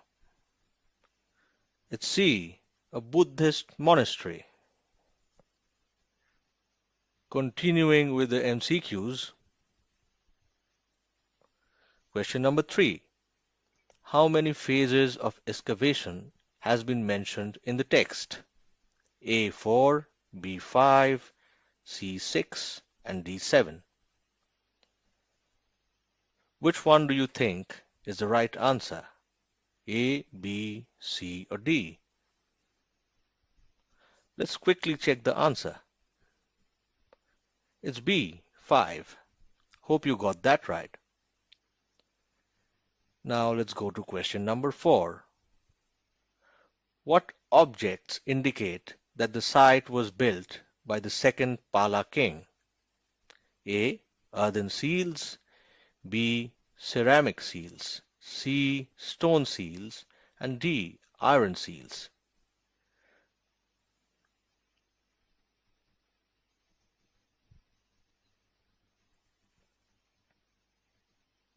Let's check the right answer. It's A, earthen seals. Now, question 5. The word benefactors in the text means A, banks. B, famous businessmen. C, people with money. And D, financial supporters. Which one do you think is the right answer?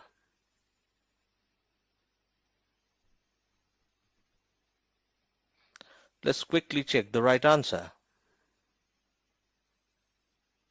It's D, financial supporters.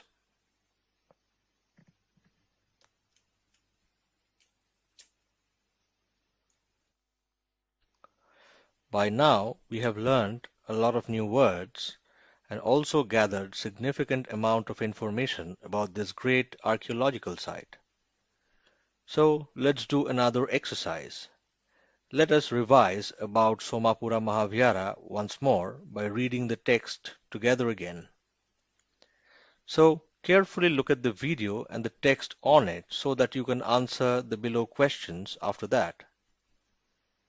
The questions are: why is a village named Paharpur? Where is it located? What is it famous for? Why was the site officially stated to be preserved? And who excavated the southwest corner of the monastery?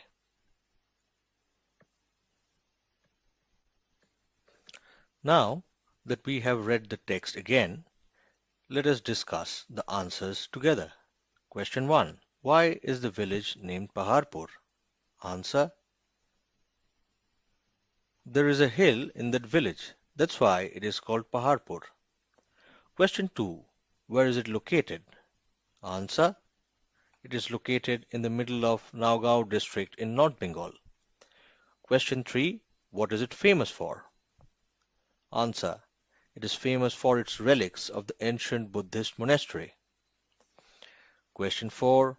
Why was the site officially stated to be preserved? Answer.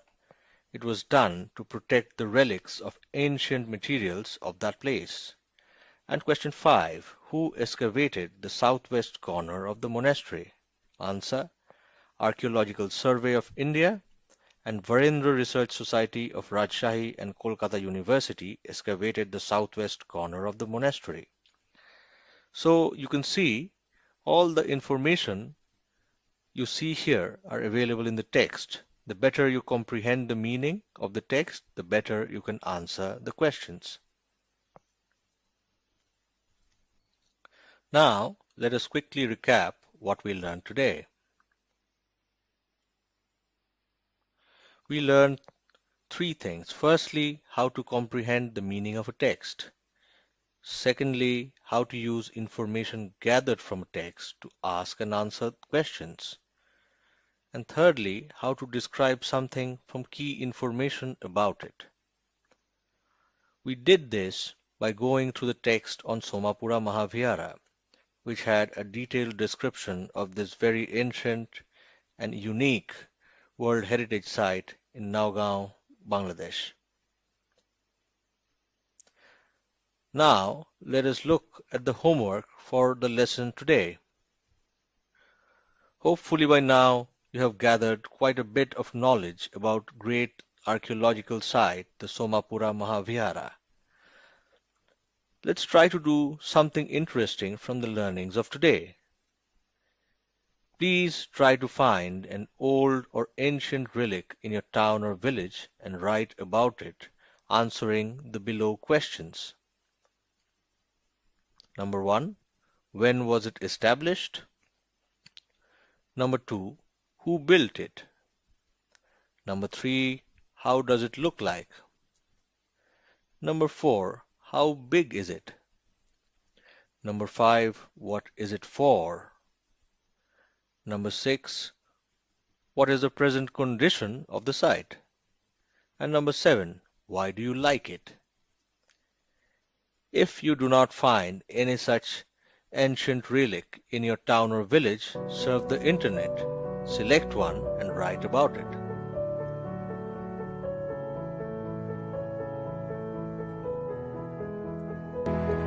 Thank you for attending the class today, dear students. Hope it was interesting for you.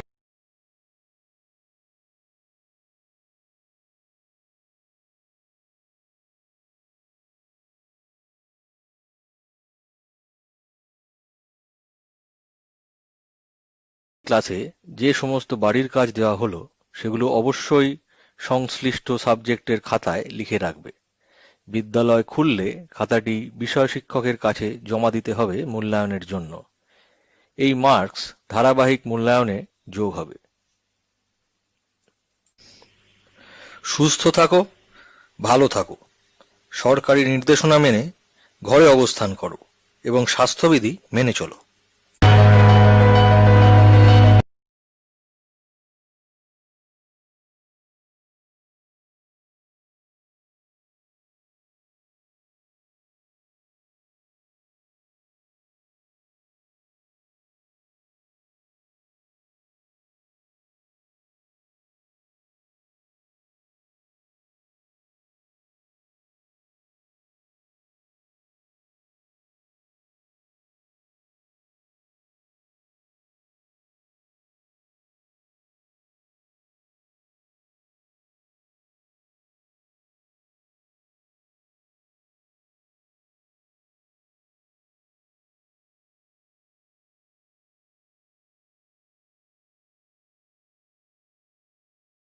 দশম শ্রেণীর বিজ্ঞান। আজকের topic নবম অধ্যায় দুর্যোগের সাথে বসবাস living with disaster চ্যাপ্টারের দুটি পার্ট 9.1 জলবায়ু পরিবর্তনের প্রভাব এবং 9.2 পরিবেশগত সমস্যা। এই অধ্যায় পাঠ শেষে আমরা বাংলাদেশ ও আন্তর্জাতিক প্রেক্ষাপটে জলবায়ু পরিবর্তনের প্রভাব বিশ্লেষণ করতে পারব, পরিবেশগত সমস্যা সৃষ্টির কারণ ব্যাখ্যা করতে পারব এবং নিজ এলাকায় মানসম্মত ও উন্নত পরিবেশ সৃষ্টির সমস্যা ও চ্যালেঞ্জ মোকাবিলায় একটি অনুসন্ধানমূলক কাজ সম্পন্ন করতে পারব। Living with disaster. বন্যা, ঘূর্ণিঝড়, খরা ইত্যাদি প্রাকৃতিক দুর্যোগ আমাদের কাছে খুবই পরিচিত কারণ আমাদের দেশ নানান সময় এই সব দুর্যোগের সম্মুখীন হয়েছে। এই সব দুর্যোগে প্রচুর ক্ষয়ক্ষতি হয়, যা আমাদের অর্থনৈতিক বিকাশের বাধা হয়ে দাঁড়াচ্ছে। এখন আমরা এই সব দুর্যোগের কারণ সম্পর্কে বিস্তারিত জানব এবং কিভাবে এই সব দুর্যোগকে এড়ানো যায় তাও আলোচনা করব। জলবায়ুর পরিবর্তনের প্রভাব, effect of climate change. Bangladesh প্রেক্ষাপট, বাংলাদেশ পার্সপেক্টিভ। 1. ঋতুর পরিবর্তন। আগে বাংলাদেশে 6 ঋতু হতো। এখন বিশ্ব উষ্ণায়নের কারণে এই ঋতুগুলির বৈশিষ্ট্য লোপ পাচ্ছে। আষাঢ় শ্রাবণ ছাড়াও আশ্বিন মাসেও ভারী বৃষ্টিপাত হচ্ছে, অসময়ে বন্যা হচ্ছে, শীতকাল ধীরে ধীরে কমে আসছে, গ্রীষ্মকালে অনেক বেশি গরম পড়ছে, কখনো কখনো তাপমাত্রা 45 থেকে 48 ডিগ্রি পর্যন্ত উঠে যাচ্ছে। অন্যদিকে শীতকালে তাপমাত্রা মাঝে মাঝে অনেকটাই কমে যাচ্ছে। অস্বাভাবিক গরম ও শীতের কারণে প্রাণহানিও ঘটছে। 2. বন্যা। বাংলাদেশ নদীমাতৃক দেশ, তাই বন্যা একটি স্বাভাবিক ব্যাপার। বন্যার ফলে জমিতে পলিমাটি পড়ে, যার ফলে ফসলের ফলন ভালো হয়, কারণ জমির উর্বরতা বাড়ে। কিন্তু জলবায়ু পরিবর্তনের প্রভাবে ঘন ঘন বন্যা দেখা যাচ্ছে, যা ফসল থেকে শুরু করে উদ্ভিদ, প্রাণী, মানুষের প্রাণ কেড়ে নিয়েছে। 1988, 1995, 1998, 2005 সালে বাংলাদেশে ব্যাপক বন্যা হয়, যার কারণে দেশের অর্থনীতির উপর কুপ্রভাব পড়েছে। যশোর, ঢাকা এই সমস্ত অঞ্চল প্লাবিত হচ্ছে। 3. নদী ভাঙন। নদী ভাঙনের ফলে অনেক মানুষ তাদের বাসা হারিয়েছে, আবাদি জমিও পানির তলায় তলিয়ে গেছে। গৃহহীন মানুষগুলো যাযাবরের মতন বাস করছে বস্তিতে, তাদের খুবই করুণ অবস্থা। নদী ভাঙনের ফলে 1,80,000 হেক্টর জমি পদ্মা, যমুনা, মেঘনা নদীর গর্ভে হারিয়ে গেছে। খরা। বৈশ্বিক উষ্ণতার ফলে বৃষ্টিপাতে প্রচুর প্রভাব পড়ছে।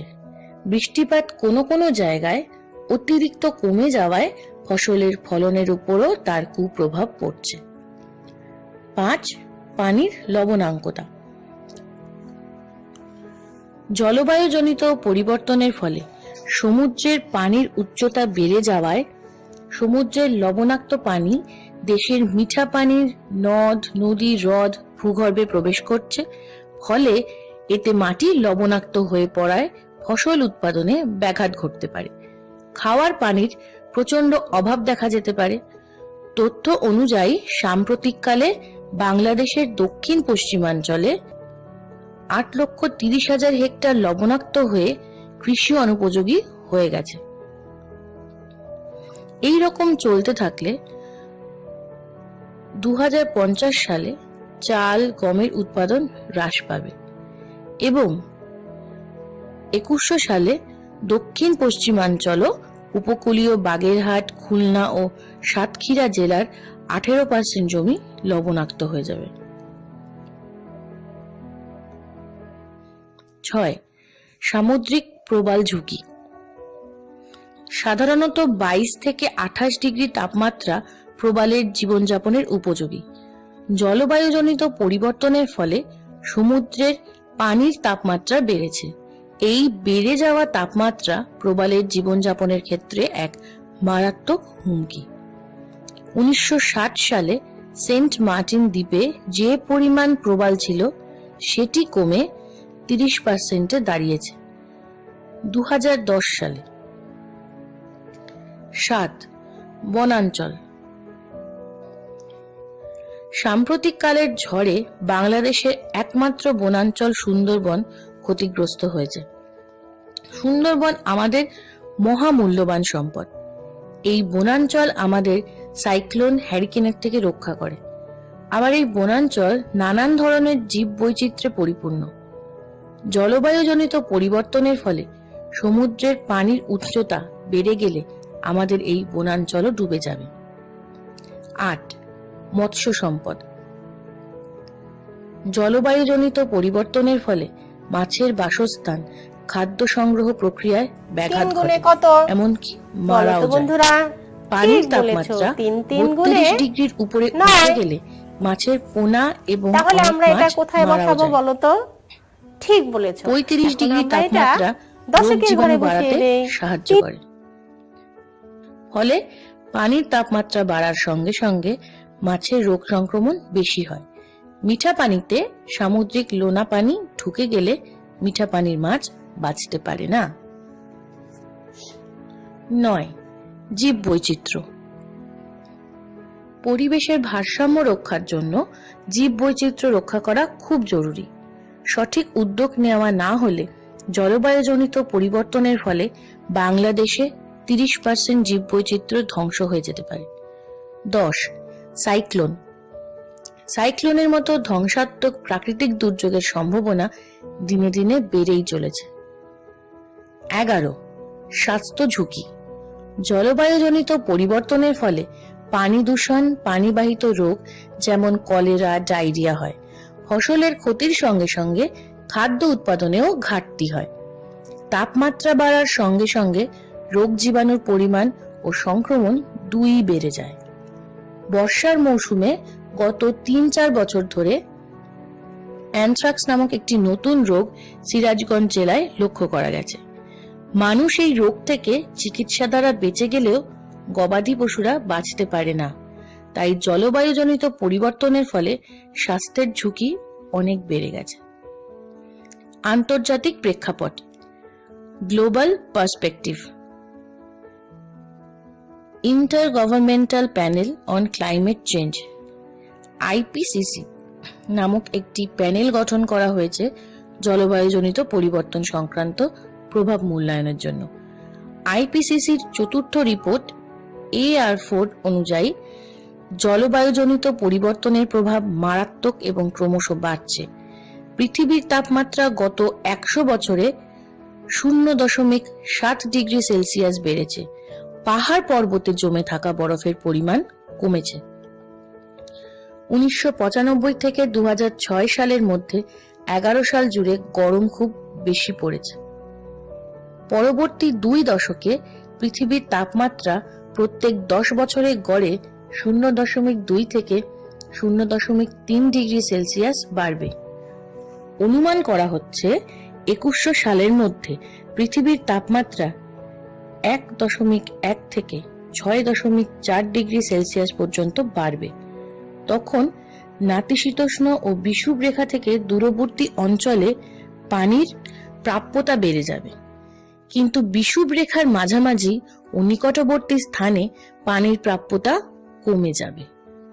অর্থাৎ কোনো অঞ্চলে বন্যার প্রকোপ হবে, আবার কোথাও ভয়াবহ খরা। 2080 সালের মধ্যে সমুদ্রপৃষ্ঠের উচ্চতা 34 সেন্টিমিটার পর্যন্ত বেড়ে যাবার আশঙ্কা আছে। এইগুলো যদি সত্যিই হয় তবে বাংলাদেশ সহ অন্যান্য নিচু দেশগুলোর অনেকাংশ পানির তলায় তলিয়ে যাবে। তাছাড়া সাইক্লোন, টাইফুন, হ্যারিকেনের মতো প্রাকৃতিক বিপর্যয় আরো বেড়ে যাবে। পরিবেশগত সমস্যা, এনভায়রনমেন্টাল প্রবলেমস। জনসংখ্যা বৃদ্ধি। জনসংখ্যা বৃদ্ধির কুপ্রভাব। জনসংখ্যা বৃদ্ধির কারণে শতকরা প্রায় ৮০% বনভূমি নষ্ট হয়েছে। হাজার বনজ গাছপালা ও জীবজন্তুর অস্তিত্ব বিলীন হয়েছে। খাদ্য, বস্ত্র, বাসস্থান এর উপর চাপ পড়েছে। তার সঙ্গে কর্মসংস্থানের উপরও চাপ পড়েছে। নতুন শিল্প কারখানা তৈরি করতে গিয়ে আবাদি জমি নষ্ট হচ্ছে। মাছের আকাল পড়েছে, তাই প্রাকৃতিক মাছের উপর ভরসা না করে এখন মাছ চাষ করতে হচ্ছে। বাংলাদেশের জনসংখ্যা এখন প্রায় ১৬ কোটি। দেশে খাদ্যশস্য ফলানো হচ্ছে ঠিকই, কিন্তু মাত্রাতিরিক্ত জনসংখ্যার কারণে খাদ্যশস্য রপ্তানি করা যাচ্ছে না, উল্টে আমদানি করতে হচ্ছে। ফলে রপ্তানি করে বৈদেশিক মুদ্রা দেশে আনা যাচ্ছে না। বর্জ্য ব্যবস্থাপনা, পানি সরবরাহ সহ নানান নাগরিক সুবিধা দিতে অসুবিধে হচ্ছে। জনসংখ্যা এভাবে বৃদ্ধি পায় কি করে? জন্মহার মৃত্যুহারের থেকে অনেক বেশি। গ্রামীণ জনসংখ্যার বড় একটি অংশ কর্মসংস্থানের জন্য শহরমুখী হয়ে পড়েছে। এর ফলে শহরাঞ্চলের জনসংখ্যা অনেক বৃদ্ধি পেয়েছে। ফলে শহর এলাকায় আবাসন সংকট দেখা গিয়েছে। আবাদি জমি ধ্বংস করে জলাভূমি ভরাট করে নগরায়ন হচ্ছে। বৈশ্বিক উষ্ণতা, global warming, carbon dioxide, ozone, methane, CFC, nitrous oxide, জলীয় বাষ্প, এদেরকে গ্রিন হাউস গ্যাসও বলে।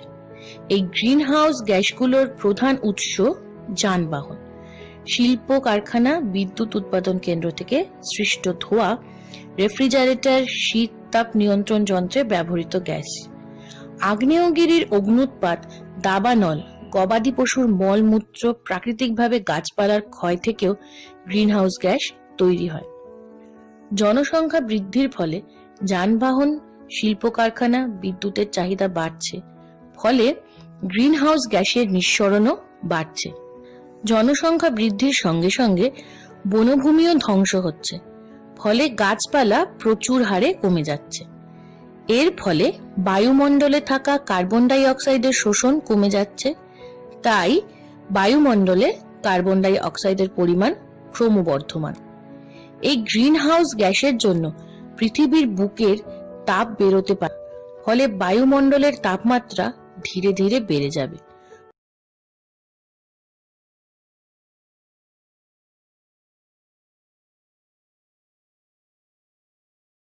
বায়ুমণ্ডলে কার্বন ডাই অক্সাইডের পরিমাণ বেড়ে যাওয়াকে কার্বন দূষণ বলে। বাতাসে কার্বন ডাই অক্সাইডের পরিমাণ বেড়ে যাওয়ায় প্রধান কারণগুলি হল যানবাহন, শিল্প কারখানা, বিদ্যুৎ উৎপাদন কেন্দ্র থেকে সৃষ্ট ধোঁয়া ইত্যাদি। বনশূন্য করা, ডিফরেস্টেশন। জনসংখ্যা বৃদ্ধি হচ্ছে বনশূন্য হয়ে যাওয়ার মূল কারণ। জনসংখ্যা বৃদ্ধির ফলে ঘরবাড়ি, রাস্তাঘাট, অন্ন, বস্ত্র ইত্যাদি সব রকম চাহিদা বৃদ্ধি পাচ্ছে। তাহলে আজ আমরা পড়লাম দুর্যোগের সাথে মোকাবিলা চ্যাপ্টারের দুটি পার্ট, জলবায়ু পরিবর্তনের প্রভাব এবং পরিবেশগত সমস্যা।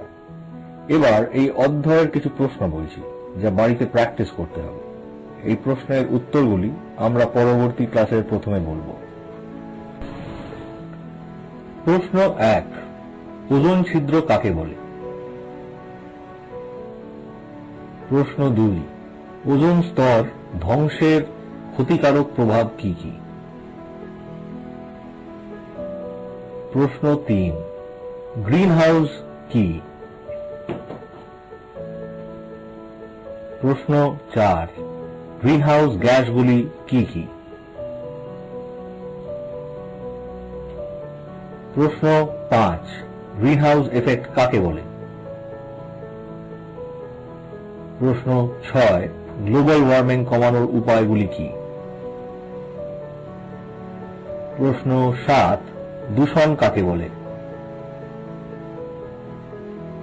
প্রশ্ন 8, বায়ু দূষণ কাকে বলে?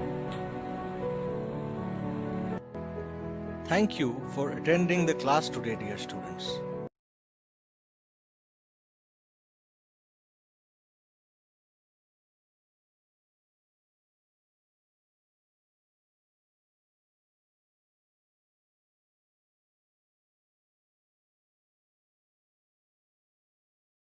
বাড়ির কাজ দেওয়া হলো সেগুলো অবশ্যই সংশ্লিষ্ট সাবজেক্টের খাতায় লিখে রাখবে।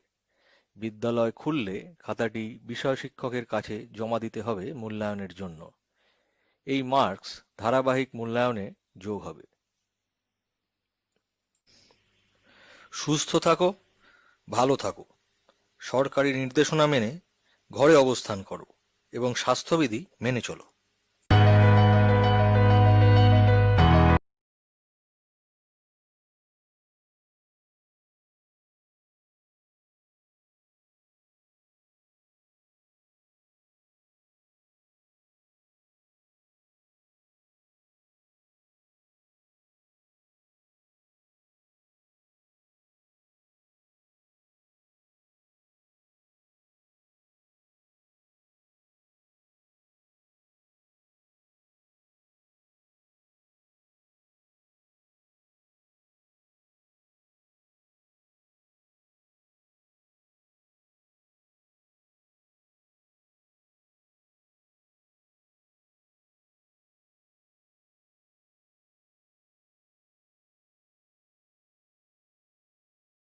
ব্যবসায় উদ্যোগ বিষয়ের আজকে বিপণন অধ্যায়ে তোমাদের সাথে আছি আমি তাওহিদ। আজকে আমরা বিপণন নিয়ে বিস্তারিত জানার চেষ্টা করব। আমাদের আলোচনাগুলোর মধ্যে থাকবে মূলত বিপণনের ধারণা বা কনসেপ্ট অফ মার্কেটিং, বিপণনের কার্যাবলী, বন্টন প্রণালী ও বিভিন্ন পণ্যের বিপণন। সুপ্রিয় শিক্ষার্থী, মার্কেটিং বা বিপণন শব্দটাকে আমরা অনেকেই ভুলভাবে ব্যবহার করি। মাঝে মাঝে আমরা বলি, ধরো কোনো ঈদের আগে বা কোনো অনুষ্ঠানের আগে আমরা বলি যে কার কার মার্কেটিং করা হয়েছে বা কি কি মার্কেটিং করি। অর্থাৎ এখানে মার্কেটিং আমরা বলতে বোঝাতে চাই যে কেনাকাটা করা, যেটা পুরোপুরি ভুল একটা কনসেপ্ট। মার্কেটিং মানে কেনাকাটা করা না। আবার অনেকে ব্যবসায়ীরাও মার্কেটিং বলতে বোঝায় শুধুমাত্র পণ্য ক্রয় করে পণ্য বিক্রয় করা। না, এটাও ভুল ধারণা। মার্কেটিং মানে পণ্য ক্রয় করে পণ্য বিক্রয় করা না। তাহলে মার্কেটিং জিনিসটা কি বা বিপণন জিনিসটা কি? তোমাদের আজকের অধ্যায় শুরুতে খুব সুন্দর একটা বাস্তব একটা কথা বলা আছে। রাফিনা, রসুলপুর গ্রামের রাফিনা নামের একজন ছাত্রীর কাহিনী বলা আছে। সেখানে লক্ষ্য করো তোমরা, রাফিনার বাবা একজন সবজি চাষী, সে একজন কৃষক যে সবজি উৎপাদন করে, বিভিন্ন প্রকার সবজি উৎপাদন করে নিজের হাতে। খুব সুন্দর সুন্দর সবজি সে উৎপাদন করে। তারপর সে ডালা ভরে সবজি সাজিয়ে বাজারে নিয়ে যায়। মনোযোগ দিয়ে লক্ষ্য করো প্রত্যেকটা স্টেপ।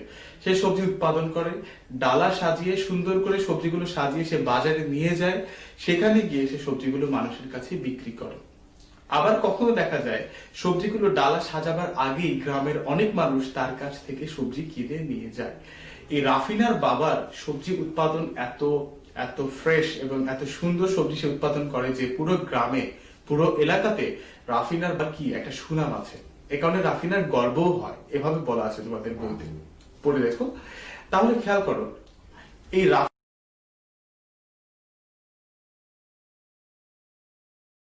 আলটিমেটলি খাবে, তার কাছে বিক্রয় করার আগ পর্যন্ত যে পুরো স্টেপটা, পুরো যে প্রক্রিয়া, পুরো প্রসেস, এই পুরো প্রসেস বা পুরো প্রক্রিয়াটাই হচ্ছে মার্কেটিং বা বিপণন। তার মানে কি দেখো, মার্কেটিং বা বিপণন শুধুমাত্র পণ্য ক্রয় বিক্রয়ের মধ্যে সীমিত নয়। মার্কেটিং বা বিপণন হচ্ছে পণ্য উৎপাদন, পণ্য ব্যবস্থাপনা, পণ্য পরিবহন, পণ্য গুদামজাতকরণ, পণ্য মোড়কীকরণ বলো, এই পুরো প্রসেস শেষ করে পণ্যটাকে চূড়ান্ত ভোক্তার কাছে পৌঁছানোর জন্য যতগুলো ধাপ পার করতে হয়, এই সব ধাপগুলো পার করার নামই হচ্ছে মার্কেটিং বা বিপণন। সুপ্রিয় শিক্ষার্থী, তাহলে চলো এখন আমরা মার্কেটিং বা বিপণনের কার্যাবলী নিয়ে আলোচনা করি, অর্থাৎ activities or functions of marketing. Marketing এর কার্যাবলী বা বিপণনের কার্যাবলী। বিপণন করতে হলে বা একটা পণ্য চূড়ান্তভাবে ভোক্তার নিকট পৌঁছাতে হলে প্রথমেই যে জিনিসটা দরকার তা হচ্ছে পণ্যটা আগে অর্জন করতে হবে। পণ্যটা দুইভাবে অর্জন করা যায়, ক্রয় করে অর্জন করা যায়, উৎপাদন করে অর্জন করা যায়।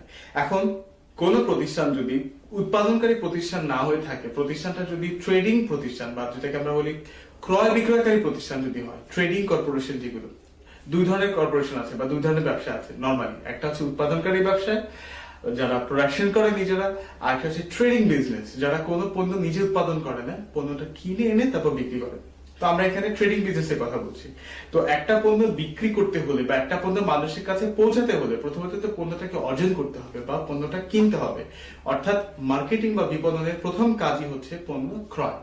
আগে একটা সুন্দর পণ্য, নিখুঁত ভালো একটা পণ্য কিনতে হবে যেটা মানুষ কিনবে, অর্থাৎ ক্রয় হচ্ছে আমাদের মার্কেটিং এর প্রথম স্টেপ বা প্রথম ধাপ। দ্বিতীয়ত সেলিং বা বিক্রয়। পণ্য ক্রয় করে রেখে দিলে তো হবে না, পণ্যটাকে কি করতে হবে? বিক্রয় করতে হবে। তার মানে লক্ষ্য করো, ক্রয়ের মাধ্যমে আমরা পণ্যের মালিকানাটা অর্জন করি, বিনিময়ে আমরা নগদ টাকা প্রদান করি। আর বিক্রয়ের মাধ্যমে আমরা কি করি? পণ্যের মালিকানা স্থানান্তর করি। তোমাদের পরীক্ষাতে কিন্তু এই প্রশ্নটা বারবার আসে বিভিন্নভাবে ঘুরে ফিরে, যে মালিকানা স্থানান্তর করা হয় কিসের মাধ্যমে? ক্রয় বিক্রয়ের মাধ্যমে। ঠিক আছে, প্রশ্নটা যদি হয় এভাবে যে পণ্যের মালিকানা স্থানান্তর হয় কিসের মাধ্যমে, উত্তর হবে ক্রয় বিক্রয়ের মাধ্যমে। প্রশ্নটা যদি এভাবে হয় পণ্যের মালিকানা অর্জিত হয় বা অর্জন করা হয় কিসের মাধ্যমে, উত্তর হবে ক্রয়ের মাধ্যমে। আর পণ্যের মালিকানা বিসর্জন দেওয়া হয় বা দিয়ে দেওয়া হয় বা পণ্যের মালিকানা বিক্রয় করা হয় কার মাধ্যমে? বিক্রয়ের মাধ্যমে। কারণ বিক্রয়ের মাধ্যমে আমরা টাকা পাই, বিনিময়ে আমরা পণ্যের পজেশন যেটাকে আমরা বলি বা মালিকানা সত্ত্ব বা ওনারশিপ যেটাকে বলি, এটাকে আমরা বিক্রি করে দিই ক্রেতার কাছে। তৃতীয় হচ্ছে পরিবহন বা ট্রান্সপোর্টেশন। সুপ্রিয় শিক্ষার্থী, খুব মনোযোগ দিয়ে লক্ষ্য করবে, এই মার্কেটিং এর প্রত্যেকটা ধাপ বা প্রত্যেকটা কার্যাবলী কিন্তু বিভিন্ন উপযোগ সৃষ্টি করে।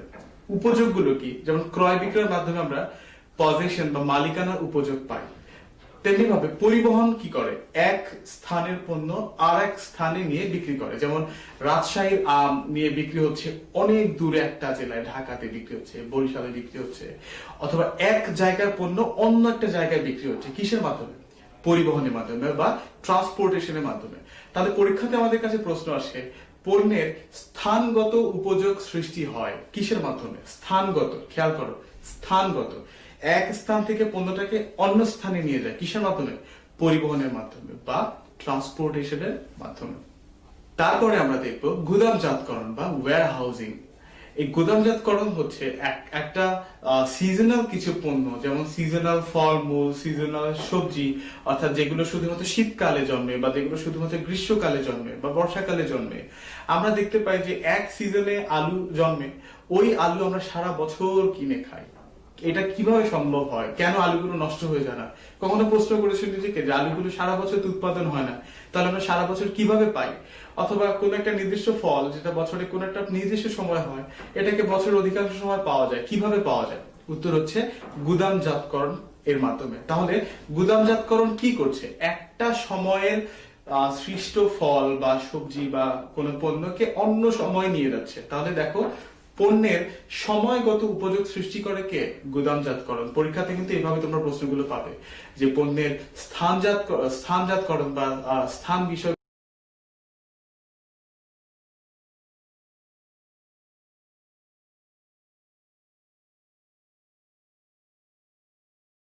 উত্তর কি হবে?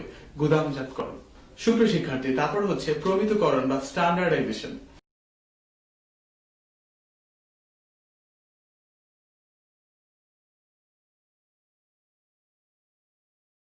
জিনিসটাকে অনেকে আলাদা করতে সমস্যা মনে করো, আসলে ব্যাপারটা খুবই সিম্পল, খুবই সহজ। প্রমিতকরণ বা স্ট্যান্ডার্ডাইজেশন মানেটা কি? একটা পণ্যের মান অনুসারে, যে পণ্যের কোয়ালিটি কেমন, মান অনুসারে ওই পণ্যের বিক্রয় মূল্য নির্ধারণ বা প্রাইস নির্ধারণই হলো প্রমিতকরণ বা স্ট্যান্ডার্ডাইজেশন। যে পণ্যের কোয়ালিটি ভালো তার প্রাইসও ভালো হবে স্বাভাবিকভাবে, যে পণ্যের কোয়ালিটিটা একটু খারাপ তার প্রাইসও কি হবে? কম হবে। এই যে পণ্যের কোয়ালিটির উপর ভিত্তি করে, পণ্যের মান এর উপর ভিত্তি করে পণ্যের দাম নির্ধারণ বা পণ্যের বিক্রয় মূল্য নির্ধারণ, এটা কি বলে? প্রমিতকরণ বা স্ট্যান্ডার্ডাইজেশন। প্রমিতকরণের পরে আসে পর্যায়িতকরণ। পর্যায়িতকরণ বা গ্রেডিং। পর্যায়িতকরণ জিনিসটা কি?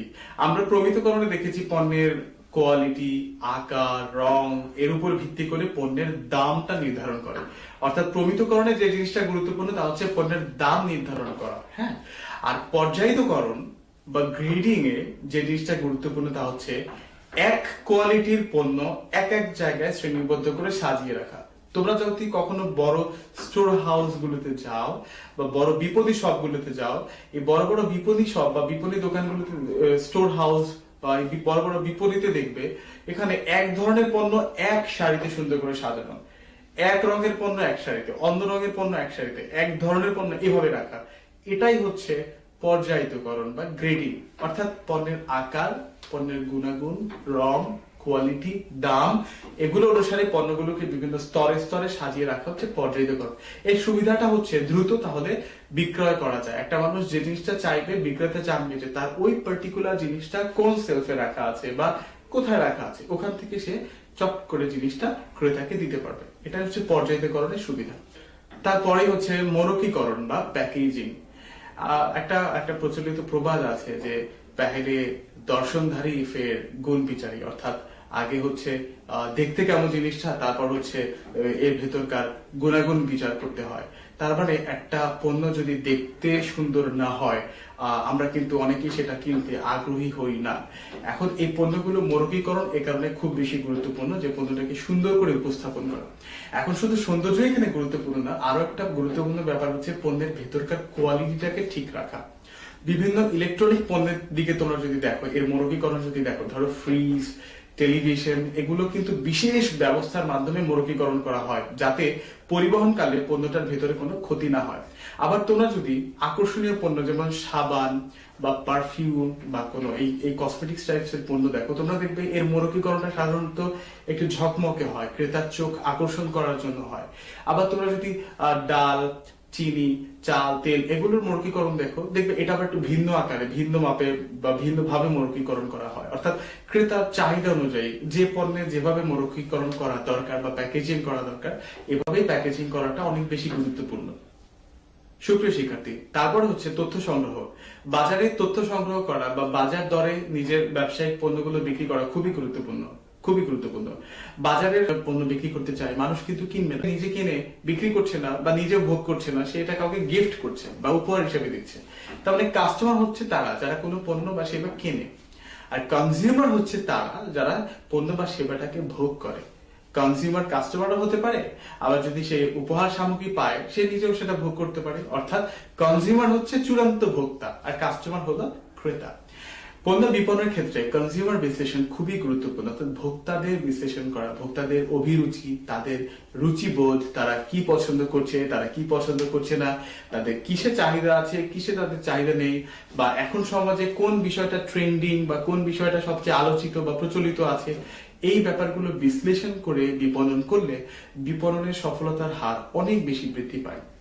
তোমাদের এখানে একটা বাড়ির কাজ থাকবে, তা হচ্ছে এই বিপণনের কার্যগুলিগুলো তোমরা খুব ভালো করে বুঝবে, একটার সাথে একটা রিলেট করার চেষ্টা করবে, তারপর তোমরা এগুলো নোট করবে যে বিপণনের কার্যগুলি কি কি, এবং সফল বিপণন করতে হলে বা সফল মার্কেটিং করতে হলে কাজগুলোর গুরুত্ব কতটুকু। হ্যাঁ, চলো তাহলে আমরা পরবর্তী টপিকে চলে যাই। সুপ্রিয় শিক্ষার্থী, আমাদের পরবর্তী টপিকটা হচ্ছে বিপণন প্রণালী ধারণা বা কনসেপ্ট অফ ডিস্ট্রিবিউশন চ্যানেল। এই বিপণন প্রণালী বলতে কি বোঝায়? কিছু কিছু পণ্য আছে যেটা আমরা আজকের লেকচারের শুরুতে দেখেছিলাম, রাফিনার বাবা, মনে আছে? রাফিনার বাবার কাছ থেকে মানুষ সবজি ক্রয় করে, অনেক ভাবে কিন্তু ক্রয় করে। সে তখন সবজিগুলো ডালায় সাজায়, ওই ডালায় সাজানোর আগে গ্রামের অনেক মানুষ তার কাছ থেকে সরাসরি কিনে নেয়। আবার সেই সবজিটা নিয়ে বাজারে যায়, ওখান থেকে অনেকে সবজিটা তার কাছ থেকে কিনে নেয়। কখনো বা চূড়ান্ত ভোক্তারা কিনে নেয়, কখনো বা বাজারে যারা পাইকার আছে বা বাজারে যারা মধ্যস্বত্ব ভোগীরা আছে তারা রাফিনার বাবার কাছ থেকে সবজিটা কিনে তারপর তারা চূড়ান্ত ভোক্তার কাছে বিক্রি করে। এই যে চ্যানেল, ডিস্ট্রিবিউশন চ্যানেল, এটাই হচ্ছে বন্টন প্রণালী। তোমরা মুখস্থ করার চেষ্টা করবে না, পুরো ব্যাপারটা স্বাভাবিকভাবে বোঝার চেষ্টা করো। কিছু কিছু পণ্য আছে যা আমরা সরাসরি উৎপাদকের কাছ থেকে পাই, তাহলে এখানে রিলেশনশিপটা কেমন?